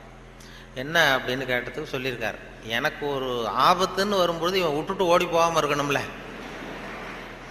அதுக்காக தான் வச்சுருக்கேன் அப்படின்னு சொன்னாரான். அப்படிலாம் அந்த தலைமுறையில் திருக்குறளை பற்றி சொல்லுவாங்க. திருக்குறளை வந்து இப்போ பெரிய அதை பற்றி சான் ஸ்னைடர்னு ஒருத்தர், இப்போ அமெரிக்க பேராசிரியர், திருக்குறளை பற்றி 600 பக்கத்துக்கு 600 பக்கம் கற்கும் வழிகள்னு ஒரு புத்தகம் எழுதினாராம். ஹைவே டு லேர்னிங்க, அதை ஒன்று ஹைவே டு லேர்னிங் அப்படிங்கிற புத்தகம் 600 பக்கம், 500 ரூபா விலை. அதாவது கற்கும் வழிகள்னு அமெரிக்காவில் இப்போ பிரபலமாக அந்த புத்தகம் விற்றுக்கிட்டு இருக்கு. அதை படிச்சுட்டு நம்ம தமிழ் பேராசிரியர் ஒருத்தர் சொன்னாருங்க, இதுக்கு ஏன் 600 பக்கம் வேஸ்ட்டு, நம்ம திருவள்ளுவர் ஒவ்வொரு வார்த்தையிலே பதில் சொல்லியிருக்காரு அப்படின்னார். கற்கும் வழிகளில் அவர் என்ன பண்ணியிருக்காருன்னா, சாப்டர் படிச்சிடற, why we should read, how we should read, what we should read, when we should read அப்படின்னு 4 பிரிவாக பிரிச்சுக்கிட்டு எதை படிக்கணும், எப்படி படிக்கணும், ஏன் படிக்கணும், எப்போ படிக்கணும் அப்படிங்கிறது மாதிரி பண்ணியிருக்கிறார். அதாவது ஹவு வி ஷுட் ரீட் அப்படின்னு ஒரு கேள்வியை கேட்டுக்கிட்டு 250 பக்கம் அவர் எழுதியிருக்கார். இந்த கேள்விக்கு திருவள்ளுவர் எதை படிக்கணும், அதாவது எப்படி படிக்க வேண்டும், ஹவு வி ஷுட் ரீட்னா கசடர கற்க அப்படின்னு ஒரே வார்த்தையில் ஒரு பதில் கொடுத்து, இதுக்கு 250 பக்கம் வேஸ்ட் பண்ண வேண்டியதில்லை என்னார். வாட் வி ஷுட் ரீட், என்ன படிக்கணும் அப்படின்னா கற்பவை கற்க சொல்ற, இதுக்கு 300 பக்கம் எழுதியிருக்காரு அவர். வென் வி ஷுட் ரீட், அதாவது அப்புறம் வாட் வி ஷுட் ரீட், ஏன் படிக்க வேண்டும், ஒய் வி ஷுட் ரீட், அதுக்கு 300 பக்கம் எழுதியிருக்காரு இவர். அதற்கு தக நிற்க அப்படிங்கிறது தீர்ந்து போச்சு. வென் வி ஷுட் ரீட், எப்பொழுது படிக்க வேண்டும் அப்படின்னா சாந்துணையும் அப்படிங்கிற வார்த்தையில் இருந்து, இப்படி 4 வார்த்தையில் திருவள்ளுவர் சொன்னதை ஒரு 600 பக்கம் எழுதியிருக்கிறாருன்னு சொல்லி சொன்னார். அதை படித்து பார்த்துட்டு அப்படி அதை பற்றி பெருமையாக ஜியு போப்பு ஆராய்ச்சி பண்ணார். அதாவது இவர் அரிஸ்டாட்டல்லையும் திருவள்ளுவரையும் ஒப்பிடுறார் ஜியு போப்பு. அப்போ என்னென்னா, அரிஸ்டாட்டில் காலத்தில் ஒரு தப்பு பண்ணிட்டா அதே தப்பை திருப்பி பண்ணலாம். இப்போ ஒருத்தர் வந்து வலது கையை ஒருத்தன் வெட்டிட்டான்னா திருப்பி அவனுடைய வலது கையை வெட்டலாம். இப்போ ஒருத்தன் ஒரு கண்ணை குத்திவிட்டான்னா அதே கண்ணை இவனும் குத்தலாம். அதுதான் இப்போ உள்ள தர்மம். அரிஸ்டாட்டில் காலத்தில் ஒருத்தன் உங்களுக்கு ஒரு விரலை எந்த விரலை வெட்டுறானோ அதே விரலை நீங்களும் வெட்டலாம். அது அந்த தர்மம். அந்த அதே காலத்தில் வந்து திருவள்ளுவர் என்ன சொல்கிறார் அப்படின்னு பார்த்தார். அதாவது ஒருத்தன் நமக்கு கெடுதல் பண்ணுனா திருப்பி அதே கெடுதலை பண்ணு அப்படின்னு அவர் சொல்கிறார். இயேசுநாதரும் அப்போ சொன்னார். அவர் என்னென்னா, அதாவது அரிஸ்டாட்டில் என்ன சொன்னார், ஒருத்தன் உனக்கு வலது கன்னத்தில் அடித்தான்னா நீ வலது கன்னத்தில் அடி. இது அரிஸ்டாட்டல். இயேசுநாதர் சொன்னார், உனக்கு வலது கன்னத்தில் அடித்தான்னா நீ இடது கன்னத்தை திருப்பி காட்டு அப்படின்னார். இது அதை விட கொஞ்சம் பெரிய பண்பாடுள்ள செயல். அதுக்கடுத்து திருவள்ளுவரை பார்த்தா, நீ ஒருத்தன் உன்னை அடிச்சுட்டான்னா நீ பதிலுக்கு அவன் கன்னத்தை தடவி கொடு அப்படிங்கிறார். இன்னா செய்தாரே ஒருத்தல் அவர் நாண நன்னையும் செய்து விடுன்னு சொன்னார். அப்படின்னு சொல்லிட்டு இது ஜியு போப்பு ஒப்பிடுறார் அரிஸ்டாட்டிலையும் திருவள்ளுவரையும். அவர் எழுதுறார், when compared because of this unique feature of forgiveness. மன்னிப்புல வந்து இது ஒரு தனித்தன்மை இருக்கு திருவள்ளுவர் சொல்றதுல. அதனால ஜியு போப்பு எழுதுறார், when compared because of this unique feature of forgiveness Thiruvalluvar is at least 1 inch taller than Aristotle அப்படின்னு எழுதினார். அரிஸ்டாட்டிலை விட 1 inch உயரமானவர் திருவள்ளுவர் அப்படின்னு சொல்லி. அதனால தான் அவ்வளோ உயரமாக கன்னியாகுமரியில் கொண்டு போய் செலவு வச்சிருக்கிறோம். அது வந்து அப்படி வந்து ஜியு போப்பு கம்பேர் பண்ணி எழுதுறார். அப்படி நாம் பெருமைப்படுறதுக்கு எத்தனையோ விஷயங்கள் நம்ம இதில் இருக்குது. அதனால் இந்த இப்படிப்பட்ட இந்த உணர்வு, இந்த நகைச்சுவை உணர்வை பற்றி பேசிட்டு இருந்தோம் இல்லையா, அது வந்து எங்கள் ஆசிரியர் சொன்னது மாதிரி அதை வச்சு எந்த விஷயத்தை சொன்னாலும் கொஞ்சம் சுவாரஸ்யமாக சொன்னோம்னா வாழ்க்கையிலையும் சரி, நீங்கள் எந்த துறையில் வேலைக்கு போனாலும் சரி, சக மனிதர்கள்ட்ட பழகும் பொழுதும் சரி, அந்த நகைச்சுவை உணர்வுன்னு இருக்கும் பொழுது நல்லாயிருக்கும். அதாவது எங்கள் இவர் பேராசிரியர் கல்கி வந்து எழுதியிருக்கிறார், இதில் பேசினார். அவர் ஆல் இண்டியா ரேடியோவில் ஆரம்பத்தில் 1938 பேராசிரியர் கல்கி வந்து பேசியிருக்கார், தமிழில் சிறுகதை அப்படின்னு. எப்படி சொல்கிறது சுவாரஸ்யமாக எப்படி சொல்கிறதுன்னு சொல்லி அப்போ பேசியிருக்கார். சிறுகதைன்னா அது சிறுன்னு அர்த்தம் இருக்கு, அதனால சிறுசாக இருக்கணும், தேவைக்கு அதிகமாக வளர்த்தாத. கதைன்னா அதில் ஒரு கதை அம்சம் இருக்கணும். ஒரே ஒரு ஊரில் அப்படின்னு ஆரம்பித்தா அதுக்கப்புறம் என்ன அப்படின்னு கேட்க தோணுதில்ல, அது மாதிரி இருக்கணும் ஒரு வரியும் அப்படின்னு சொல்லிட்டு சொல்கிறதே எப்படி சுவாரஸ்யமாக சொல்கிறதுன்னா, தேவைக்கு அதிகமாக நீ வளர்த்தாதே அப்படின்னு சொல்லி அதுக்கு ஒரு உதாரணம் கொடுத்துருக்காரு கல்கி. அதாவது நீங்கள் எழுத்தாளராக இருந்தாலும் சரி, பேச்சாளராக இருந்தாலும், சக மனிதர்கள்ட்ட பழக்கிறவராக இருந்தாலும் தேவைக்கு அதிகமாக இது பண்ணாதீங்க அப்படிங்கிறதுக்காக சொல்லியிருக்காரு. அவர் ஒரு கதை எழுத்தாளர் எப்படி இருக்கணுங்கிறதுக்காக கல்கி சொன்னது. ஒரு நாள் காஞ்சிபுரம் உபய வேதாந்த தேசிக சுவாமிகள் தன் வீட்டு வேலைக்கார குப்பனை கூப்பிட்டு, அடை குப்பா, நீ உடனே ஸ்ரீபெரும்புதூர் ஓடிப்போய் திருவேங்கடாச்சாரியை சந்தித்து திருக்குடந்தையிலே இருந்து இங்கே வந்திருக்கிற திருநாராயண ஐயங்கார் சுவாமிகள் திருக்கோவில் ஆராதனைக்கு திருத்துழாய் எடுத்து திரும்புகையில் திருக்குளத்தில் திருப்பாசி வழுக்கவே திருவடி தவறி விழுந்தார் என்று சொல்லிவிட்டு வா அப்படின்னு எழுதினாராம். சொல்லிவிட்டு, என்னப்பா சொல்லிடுவியா அப்படின்னு கேட்டிருக்காரு. நான் சொல்லிடுறேன் சாமின்னு இருக்கான் குப்பை. எப்போ இன்னொருத்தரை என்கிட்ட சொல்லி காட்டு, என்ன சொல்லுவேன் அப்படின்னு கேட்டாராம். அது என்ன சாமி, கும்மோன் தாசாமி குட்டையில் விழுந்தான்னு சொல்லணும், அவ்வளோதானே, நான் சொல்லிட்டு போகிறேன் அப்படின்ட்டாங்க. அப்போ கல்கி சொல்கிறார், சிறுகதையின் இலக்கணம் குப்பனுக்கு புரிந்திருக்கிறது, உபய வேதாந்த தேசிக சுவாமிகளுக்கு புரியவில்லை அப்படின்னு அவர் பேசியிருக்கார். அந்த வானொலி இதில் ஒளிப்பதிவில் கேட்டேன், அது அப்படியே வச்சுருக்காங்க. அப்போ பேசுனதெல்லாம் அப்பப்போ இது பண்ணி வச்சிருக்கிறது. அதே மாதிரி கொத்தமங்கலம் சுப்புன்னு ஒருத்தர் பெரிய பிரபலமான வில்லுப்பாட்டு கலைஞர். அப்புறம் அவர் வந்து காந்தி மகான் கதைன்னு ஒரு வில்லுப்பாட்டு எழுதினார். அப்போ காந்தி மகான் கதை வில்லுப்பாட்டு அவருக்கு வந்து அந்த வில்லுப்பாட்டை கேட்கறதுக்கு ஏகப்பட்ட கூட்டம், எல்லாரும் பெரிய ரசிகர்கள். ஆனால் அதையே புஸ்தகமாக போட்டு விற்கல. காந்தி மகான் கதை புஸ்தகமாக போட்டு புத்தகமாக விற்கும்பொழுது யாரும் வாங்கிறதுக்கு ஆள் இல்லை, அவரே வீட்டில் அடிக்க வச்சுருந்தார். அதை அப்போ அந்த வில்லுப்பாட்டு இருக்கு, காந்தி மகான் கதை வில்லுப்பாட்டை நான் ரேடியோவில் போடுறதுக்காக எடுத்து பதிவு பண்ணிகிட்டு இருந்தேன். அப்போது ஒரு கட்டம் வந்தது, காந்தியை சுடுற இடத்துல அவர் கதறி அழுறார். கதறி அப்படியே நிஜமாகவே அழுறார் காந்தி சுடப்படுற இடத்துல. இந்த வில்லுப்பாட்டு அது பதிவாக இருக்குது, அதை போட்டு கேட்டேன். அப்போ எனக்கு ஒரு சந்தேகம், இது எப்படி, அதாவது ஒரு தடவை சொல்கிறப்ப அழுக வரலாம் அவருக்கு, இந்த வில்லுப்பாட்டை திருப்பி திருப்பி பாடிக்கிட்டே இருப்பார். ஒரு 500 தடவை 600 தடவை சொல்லும்பொழுது 600வது தடவையும் காந்தியை சூடு பண்ணிகிட்டு இருக்கிறாங்க. அதனால் நல்ல பழக்க வழக்கங்களை வந்து ஏற்படுத்திக்கணுங்கிறது தான் ரொம்ப முக்கியமான விஷயம். அதனால் இதில் எப்படி நான் சொன்னது மாதிரி எவ்வளவு நேரம் எதை தாக்க முடியும், குடும்பத்தில் வந்து ரொம்ப ஒருத்தர் அனுசரிப்புத்தன்மை, சகிப்புத்தன்மை இதெல்லாம் வேணுங்கிறத பற்றி நிறைய அந்த சின்ன சின்ன விஷயங்களாக தான் வானொலி சொல்கிறது உண்டு. இந்த நகைச்சுவைன்னு சொன்னதுனால அதை சேர்த்து கதையாக சொல்கிறது உண்டு.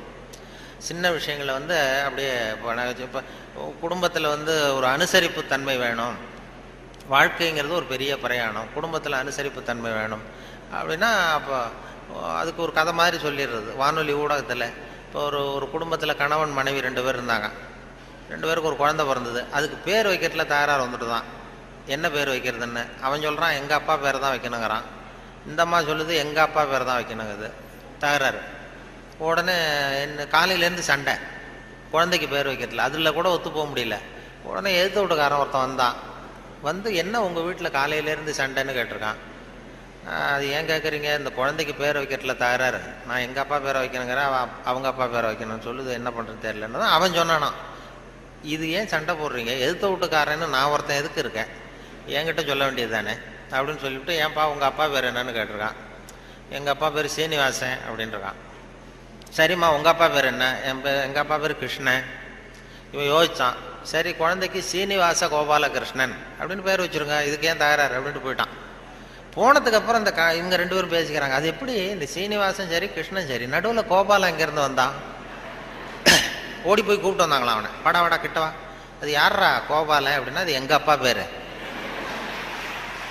நீ அதை மட்டும் எதுக்கு விட்டுட்டு போற, சேர்த்து வச்சுக்கணும். அதாவது 2 பேருக்குள்ள ஒரு அனுசரிப்பு தன்மை இல்லைன்னா கோபாலன்னு ஒருத்தன் குறுக்க வருவான். அப்படி வரும். அந்த வாழ்க்கையில் அனுசரிப்பு தன்மைங்கிறது ரொம்ப அவசியம். வாழ்க்கையில் ஒருத்தர் அனுசரித்து போகிறது, அதாவது சந்தேகப்படாமல் இருக்கணும்னு சொல்லுவாங்க. ஒரு பையன் புதுசாக ஒரு பொண்ணை கல்யாணம் பண்ணிட்டு வந்தான். எல்லாரும் என்ன பண்ணிட்டாங்க, ஏய் நீ கல்யாணம் பண்ணிட்டு வந்திருக்கேன், அந்த பொண்ணுக்கு காது கேட்காதுடா, காது சரியாக கேட்காது அப்படின்ட்டு இருக்காங்க. இவன் அதை எப்படி சோதனை பண்ணுறது, டெஸ்ட் பண்ணுறது, அப்படி நேராக கேட்டால் சண்டை வந்துடும், உனக்கு காது கேட்குதான்னு கேட்கக்கூடாது. வெளியில் போனான். வெளியில் போய் தெருவில் நின்றுக்கிட்டு இன்னைக்கு என்ன சாம்பார் அப்படின்னா பதிலே வரல. ஆகா நம்ம சந்தேகப்பட்டது சரிதான் அப்படின்னு முடிவு பண்ணிட்டான். அடுத்தது வந்தான் வீட்டுக்குள்ளே நின்றுக்கிட்டு 2வது தடவை கேட்டான். கூடத்தில் நின்றுட்டு இன்னைக்கு என்ன சாம்பார் அப்படின்னா அப்பவும் பதில் வரல. சரி நம்ம மனைவிக்கு நம்ம சந்தேகப்பட்டு காது கேட்கல அப்படின்ட்டு அடுத்தது அடுப்பங்கரைக்கே போயிட்டான். அந்த பொண்ணு எதை சமைச்சிக்கிட்டு இருக்கு. அது கிட்ட போய் அது காது ஓரமாக இப்படி காய வச்சுக்கிட்டு ரொம்ப சத்தம் போட்டு கத்துறான். 3வது தடவையா இன்னைக்கு என்ன சாம்பார்னு கத்துறான். அந்த பொண்ணு கொஞ்சம் கூட அலட்டிக்கல. மெதுவாக இவன் பக்கம் திரும்பி இவன் காது ஓரமாக சொல்லிச்சான், 3வது தடவையா சொல்கிறேன் முருங்கைக்காய் சாம்பார் அப்படின்னு தான்.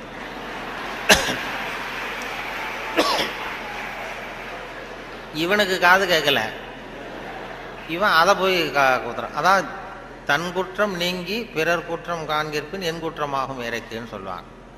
அதில் திருவள்ளுவர் இதில் என்னென்னா ரொம்ப கிட்டத்தில் நமக்கு புத்தி சொல்கிறவர் அவர் தான். மற்றவங்களாம் எட்டத்துலேருந்து சொல்லுவாங்க.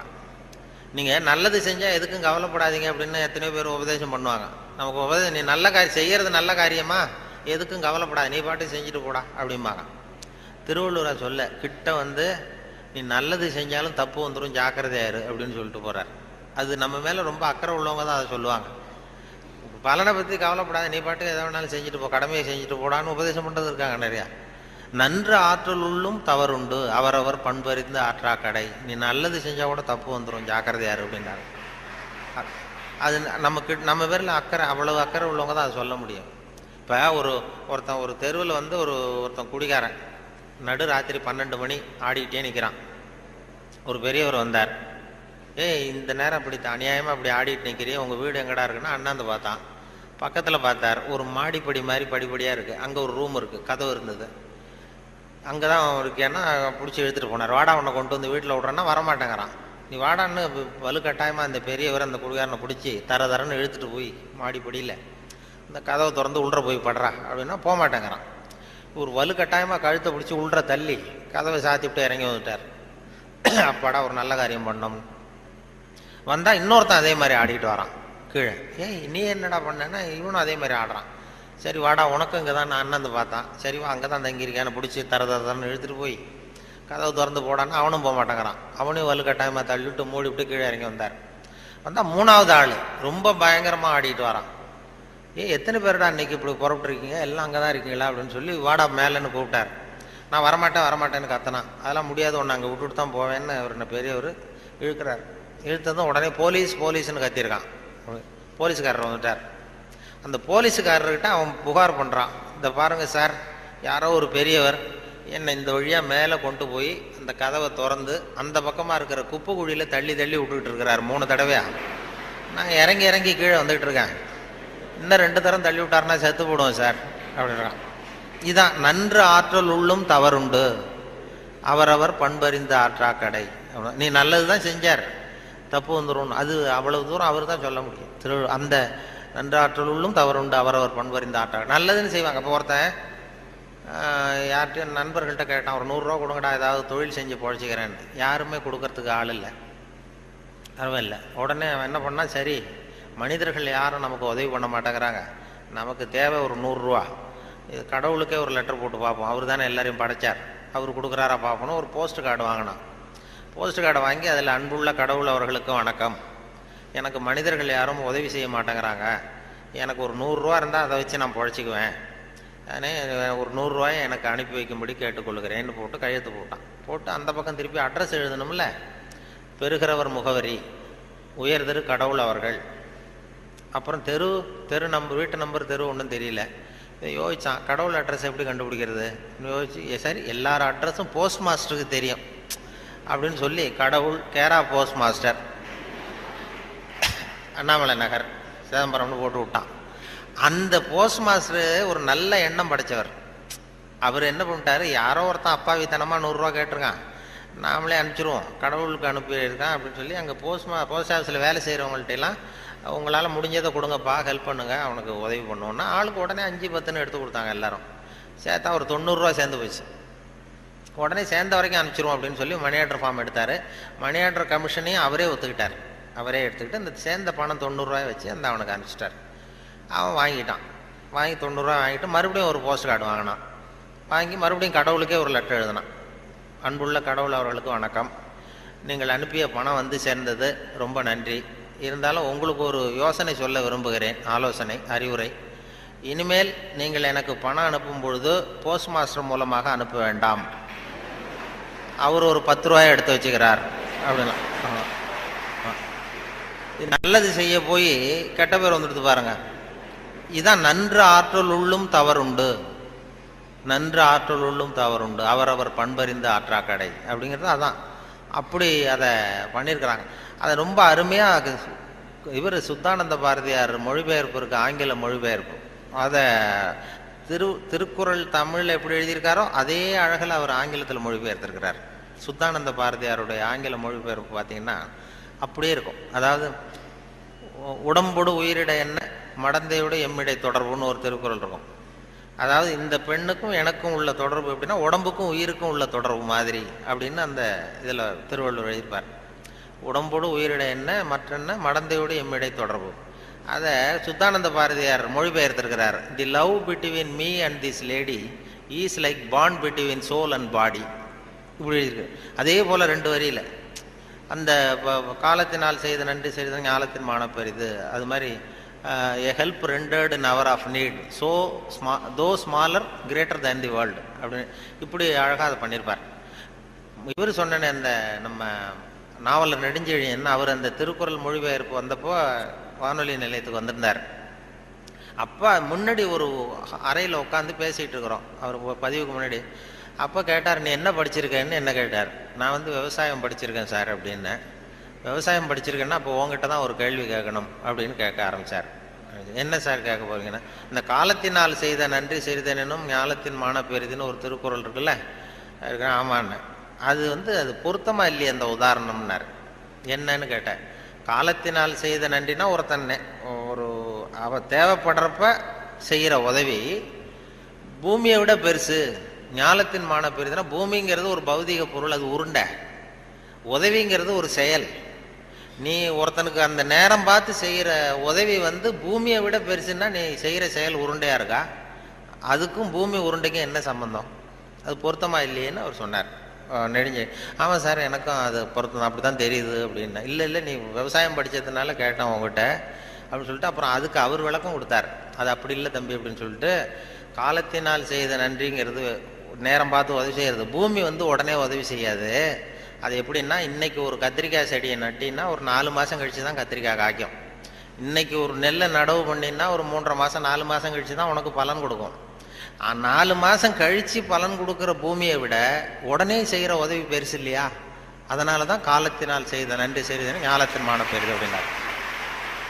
இதை நாவலர் நெடுஞ்செழியன் சொன்னார். அப்படி அவரெல்லாம் அவர் அரசியலுக்கு வந்திருக்க வேண்டியதில்லை, இலக்கியத்தோடு இருந்திருந்தா நல்லா இருக்கும்னு சொன்னார். அப்புறம் அடுத்த கேள்வியும் கேட்டார், அவர் விடலை. அப்புறம் நிலையில் தெரியாத அடங்கிய அந்த அப்புறம் கடலை விட பெருசி, அதாவது அப்படின்னு ஒரு இது, அதுக்கு அந்த திருக்குறளுக்கு ஒன்று சொன்னேன். நிலையில் தெரியாத அடங்கியான் தோற்றம் மலையினுமான பெரிதுன்னு ஒன்று.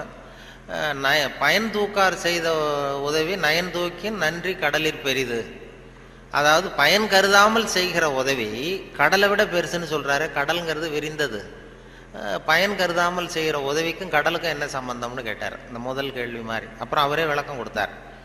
கடல் பயன் கருதி தான் நமக்கு உதவி செய்யும். அதாவது நம்மகிட்ட இருக்கிற தண்ணி ஆவியாக போய் மறுபடியும் மேகமாகி மறுபடியும் மழையாக பொழிஞ்சு அந்த தண்ணி மறுபடியும் நம்மகிட்டே வந்துடும். அப்படிங்கிற பயன் கருதி கடல் உதவி செய்யுது. அதை விட பயன் கருதாமல் செய்கிற உதவி பெருசு இல்லையா? அதனால தான் கடலை விட பெருசுன்னு சொன்னார் அப்படின்னு சொல்லி அவர் விளக்கம் அதை கொடுத்தார். இப்போ நிலையில் தெரியாத அடங்கிய தோற்றம் மலையினுமான பெரிது. அதாவது மனசு அடங்கினவன் மலையை விட பெருசு அப்படின்னா மலை அசையாமல் இருக்கிறது ஒன்றும் அதிசயம் இல்லை, மனம் அசையாமல் இருக்கிறது தான் அதிசயம். அதனால் மலையை விட பெருசுன்னு சொல்லி அவர் விளக்கம் கொடுத்துட்டு போனார். மனசை அசையாமல் வச்சுருக்கிறது ரொம்ப கஷ்டம். அது சொல்லிடலாம், மனசை நான் கட்டுப்படுத்துகிறேன்னு. ஒருத்தன் நான் என்ன பெரிய பெரிய துறவிகள்லாம் நான் மனசை கட்டுப்படுத்துகிறேன்னு ஒருத்தன் சவால் விட்டுட்டு போனானா, போய் என்ன பண்ணுறதுன்னா ஒரு நடுக்காட்டில் போய் உட்காந்துக்கிட்டான். மனசை கட்டுப்படுத்துறது என்ன பெரிய காரியம் நான் பண்ணுறேன் அப்படின்ட்டு அப்படியே உட்காந்தான்.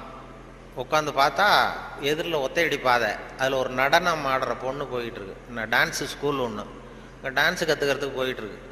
இது என்ன இவ்வளோ தூரம் உட்காந்துருக்குறோம், இப்போவும் நமக்கு தொந்தரவாக இருக்குதே, கண்ணு இடைஞ்சலாக இருக்கேன்னு சொல்லி பார்த்தான். 8 மணிக்கு கிளாஸு தினம் போயிட்டுருக்கு.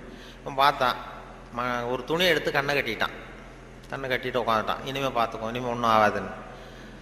மறுநாள் உட்காந்தா 8 மணிக்கு அந்த காலில் கட்டியிருக்கிற சலங்கை சத்தம் கேட்டுதான், ஜல் ஜல்லுன்னு. இது ஏது காது தொந்தரவாக இருக்குது அப்படின்னு சொல்லி காதையும் கட்டிவிட்டான். கண்ணையும் கட்டிவிட்டான். இனிமேல் ஒன்றும் இப்போ பிரச்சனை இல்லை.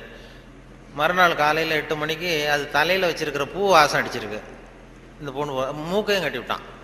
கண்ணு காது மூக்கையும் கட்டிவிட்டு இனிமேல் நான் மனசை கட்டுப்படுத்துறேன்னு உட்காந்தானா. மறுநாள் காலையில் 8 மணி ஆச்சு. அப்போ இவன் மனசை நினச்சிதான், இந்நேரம் அவள் போயிட்டு இருப்பா அப்படின்னு. இதை விட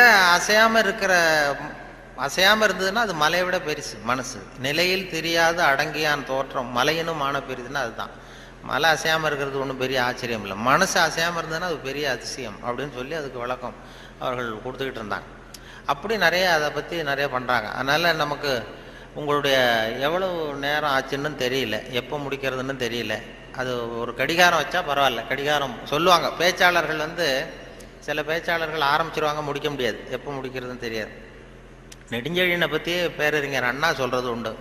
நெடுஞ்செழியன் கூட்டம் நெடுஞ்செழியன் பேசி முடிக்கும் பொழுது அண்ணா சொல்லுவார், அவர் ஒரு பேசி முடிக்க போனார்னா அந்த பிளேன் அப்படி இறங்குறதுக்கு முன்னாடி 2 ரவுண்ட் அடிக்குதில்ல மேலே, அது மாதிரி ஒரு 2 ரவுண்ட் அடிச்சுட்டு அப்புறம் தான் கீழே இறங்குவார் அப்படின்னு சொல்லி வேடிக்கை சொல்லுவார். அது மாதிரி பேச்சாளர்களுக்கு இப்போ ஒரு பேச்சாளர் பேசிக்கிட்டே இருந்தாராம், எவ்வளோ நேரம் ஆச்சுன்னு தெரியல. அப்புறம் சொல்லியிருக்காரு, ஐயோ உங்களை ரொம்ப நேரம் போர் அடிச்சிட்டோம் போல் இருக்கு, எனக்கு நேரம் போனதே தெரியல, கடிகாரத்தை பார்க்க மறந்துட்டேன் சார், மன்னிச்சுங்கன்னு இருக்கார். அப்போது ஒருத்தர் கோபமாக எழுந்திரிச்சு சொன்னாராம், ஏன் கடிகாரத்தை தான் பார்க்க மறந்த, பின்னாடி மாட்டிருக்கிற கேலண்டரையாவது பார்க்கக்கூடாதா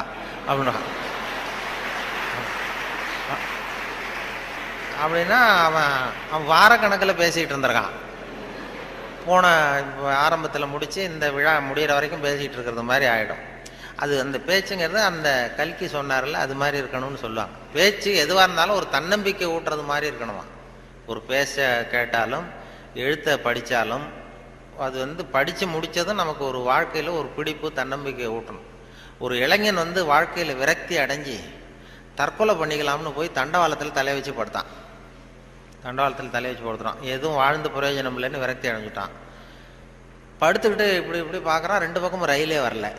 இது என்னடா தற்கொலை கூட பண்ணுறது சாத்தியமா இல்லையே அப்படின்னு பார்த்தான். அப்போ யாரோ ஒருத்தர் ஒரு பக்கத்தில் ஒரு பெரிய மைதானம், ஒரு பெரிய பேச்சாளர் பேசிகிட்டு இருக்காரு.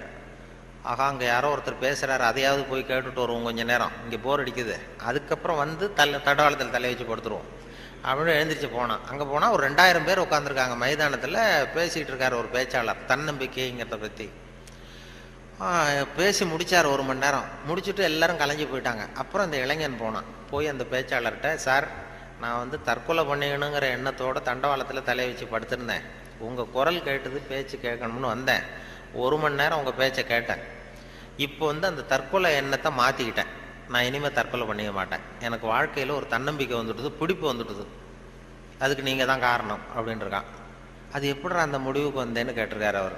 ஒன்றும் இல்லை சார், இப்போ உங்கள் பேச்சு எவ்வளோ பேர் கேட்டாங்க இந்த கூட்டத்தில் அப்படின்னா ஒரு 2000 பேர் கேட்டிருப்பாங்க அப்படின்னாரான் அந்த பேச்சாளர். அப்போ அந்த இளைஞன் சொன்னானா, ஏன் சார் ஒரு 2000 பேரை ஒரே நேரத்தில் சாகடிக்கிற நீ உயிரோடு இருக்கிறப்போ நான் எதுக்கு சார் சாகணும்? நான் எதுவும் எந்த தப்பும் பண்ணலையே சார், ஒன்றும் எதுவும் பண்ணல சார், நான் ஒன்றும் இப்போ பழச்சிக்குவேன் சார்ட்டு போட்டாரான். அப்படி வந்துடும் கதை. அப்படி பேச்சாளர்கள்ங்கிறது அந்த ஏன்னா ஒரு சகிப்புத்தன்மை. ஒரு பேச்சாளர் என்ன பண்ணார் தெரியுமா, வேகமாக போயிருக்காரு, அவசரமாக கூட்டத்தில் பேசணும்னு போயிருக்காரு. ஒரு காட்டு வழியாக போகும்போது சிங்கம் வந்து எதிரில் நின்று தான் வழி மறிச்சிருக்கு. ஏன் என் நிற்கிற அப்படின்னா, எனக்கு பசிக்குது, உன்னை சாப்பிட போகிறேன்னு தான் சிங்கம். நீ என்ன இப்போ சாப்பிட்றாத, நான் ஒரு முக்கியமான கூட்டத்தில் பேசுறதுக்காக போயிட்டுருக்கேன், அதனால் அதை கெடுத்துறாத அப்படின்ட்டு. அது என்ன, உன் மீட்டிங்கை பற்றி எனக்கு கவலை இல்லை, உன் பேச்சை பற்றி எனக்கு, என் பசி தான் முக்கியம், உன்னை சாப்பிட போகிறேன். ஐயோ அவங்கெல்லாம் ஏமாந்துருவாங்க, ரொம்ப பேர் காத்துக்கிட்டு இருக்கிறாங்க பேச்சை கேட்கறதுக்கு, ஏமாந்துருவாங்க அப்படின்றாரு. இனி என்ன அவ்வளோ நல்லா பேசுவியா அப்படின்னு தான் சிங்கம். அதை ஏன் பேச்சை கேட்டால் அப்படியே கேட்குறவங்க மயங்கி விழுந்துருவாங்க. உடனே சிங்கம் சொல்லிச்சான், நீ இங்கேயே பேச, நான் மயங்கி விழறேன்னா பார்ப்போம் அப்படின்ட்டு. உடனே ஒரு ஆரம்பித்தார், பெரியோர்களே தாய்மார்களே அப்படின்னார். சிங்கம் அப்படியே கரகரகரகரன்னு சுற்றி விழுந்துடுது, கடிச்சு அப்படியே மயக்கடிச்சு விழுந்துட்டுது. இவர் பார்த்தார், இதுதான் நமக்கு தப்பிக்கிறதுக்கு சரியான நேரம், இந்த மயக்கம் தெளி எழுந்திரிச்சு ஓடி போகணும் நம்ம அப்படின்னு. அப்படி பாம்பு நெளியிறது மாதிரி நெளிஞ்சு போனாராம். ஏன்னா எழுந்திரிச்சு நடந்தால் அதிர்ச்சியில் முழிச்சுக்கிட்டுதுன்னா என்ன பண்ணுறது, மயக்கம் தெளிஞ்சிடும்னு பாம்பு நெளிய மாதிரி நெளிஞ்சு கொஞ்சம் தூரம் போய் எழுந்திரிச்சு ஒரே ஓட்டமாக ஓடி போட்டார். ரொம்ப தூரம் போய் திரும்பி பார்க்குறார், அந்த சிங்கம் அப்படியே கிடக்குதா பின்னாடி துரத்துதான்னு. வேர்த்து ஒழுகுது, மூச்சு வாங்குது. ரொம்ப தூரம் ஓடி போய் திரும்பி பார்த்தா சிங்கம் அப்படியே மயங்கி கிடக்கு, மயங்கி விழுந்தது அப்படியே கிடக்கு. இவர் அங்கேருந்து அந்த சிங்கத்தை பார்த்துட்டும் மனசுக்குள்ளே நினச்சிக்கிட்டாராம், நல்ல வேளை நம்ம பேச்சை கேட்டுட்டு அந்த சிங்கம் மயங்கி விழுந்ததுனால நாம் தப்பித்தோம் அப்படின்னு அவர் நினச்சிக்கிட்டாராம். நம்ம பேச்சை கேட்டு மயங்கி விழுந்ததுனால தப்பித்தோம், நல்ல வேலை அப்படின்னு நினச்சிக்கிட்டாராம். அதே நேரம் சிங்கம் லேசாக தலையை தூக்கி ஒரு கண்ணால் அவரை பார்த்துட்டு இது நினச்சிக்கிட்டு தான், நல்ல வேளை மயங்கி விழுந்தது மாதிரி நடித்ததுனால நாம் தப்பித்தோம்,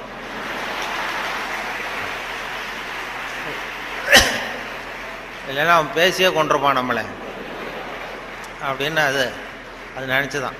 இப்போ எதுக்கு இதை சொல்கிறேன்னா, இப்போ உங்கள் முகத்தையெல்லாம் பார்த்தா அந்த சிங்கத்தோட முகம் மாதிரி தெரியுது எனக்கு.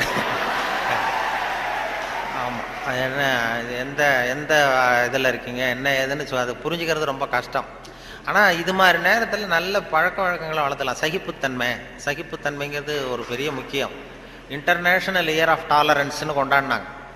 சர்வதேச சகிப்புத்தன்மை ஆண்டுன்னு 1995 இன்டர்நேஷ்னல் இயர் ஆஃப் டாலரன்ஸ், சர்வதேச சகிப்புத்தன்மை ஆண்டு. எதுக்கு சொல்கிறேன்னா, இது மாதிரி சந்தர்ப்பத்தில் நீங்கள் உங்களுக்கு பிடிக்குதோ பிடிக்கல ஒரு சகிப்புத்தன்மைன்னு ஒன்று, எவ்வளோ நேரம் தாக்கு பிடிக்க முடியும் அப்படிங்கிறதெல்லாம் பண்ணிக்கலாம். அதனால் அது மாதிரி உங்களுடைய உங்களுடைய சகிப்புத்தன்மை நல்லாவே இருக்குதுன்னு நினைக்கிறேன். ஏன்னா இது வரைக்கும் யாரும் கலைஞ்சி போகல, அதனால் எல்லாத்தையும் தாக்கு பிடிச்சி உட்காந்துருக்குறீங்க. அதனால் உங்களை எல்லாம் இது மாதிரி ஒரு நல்ல சந்தர்ப்பத்தில் சந்தித்ததில் எனக்கு ரொம்ப மகிழ்ச்சி. ஏன்னா ஒரு பெரிய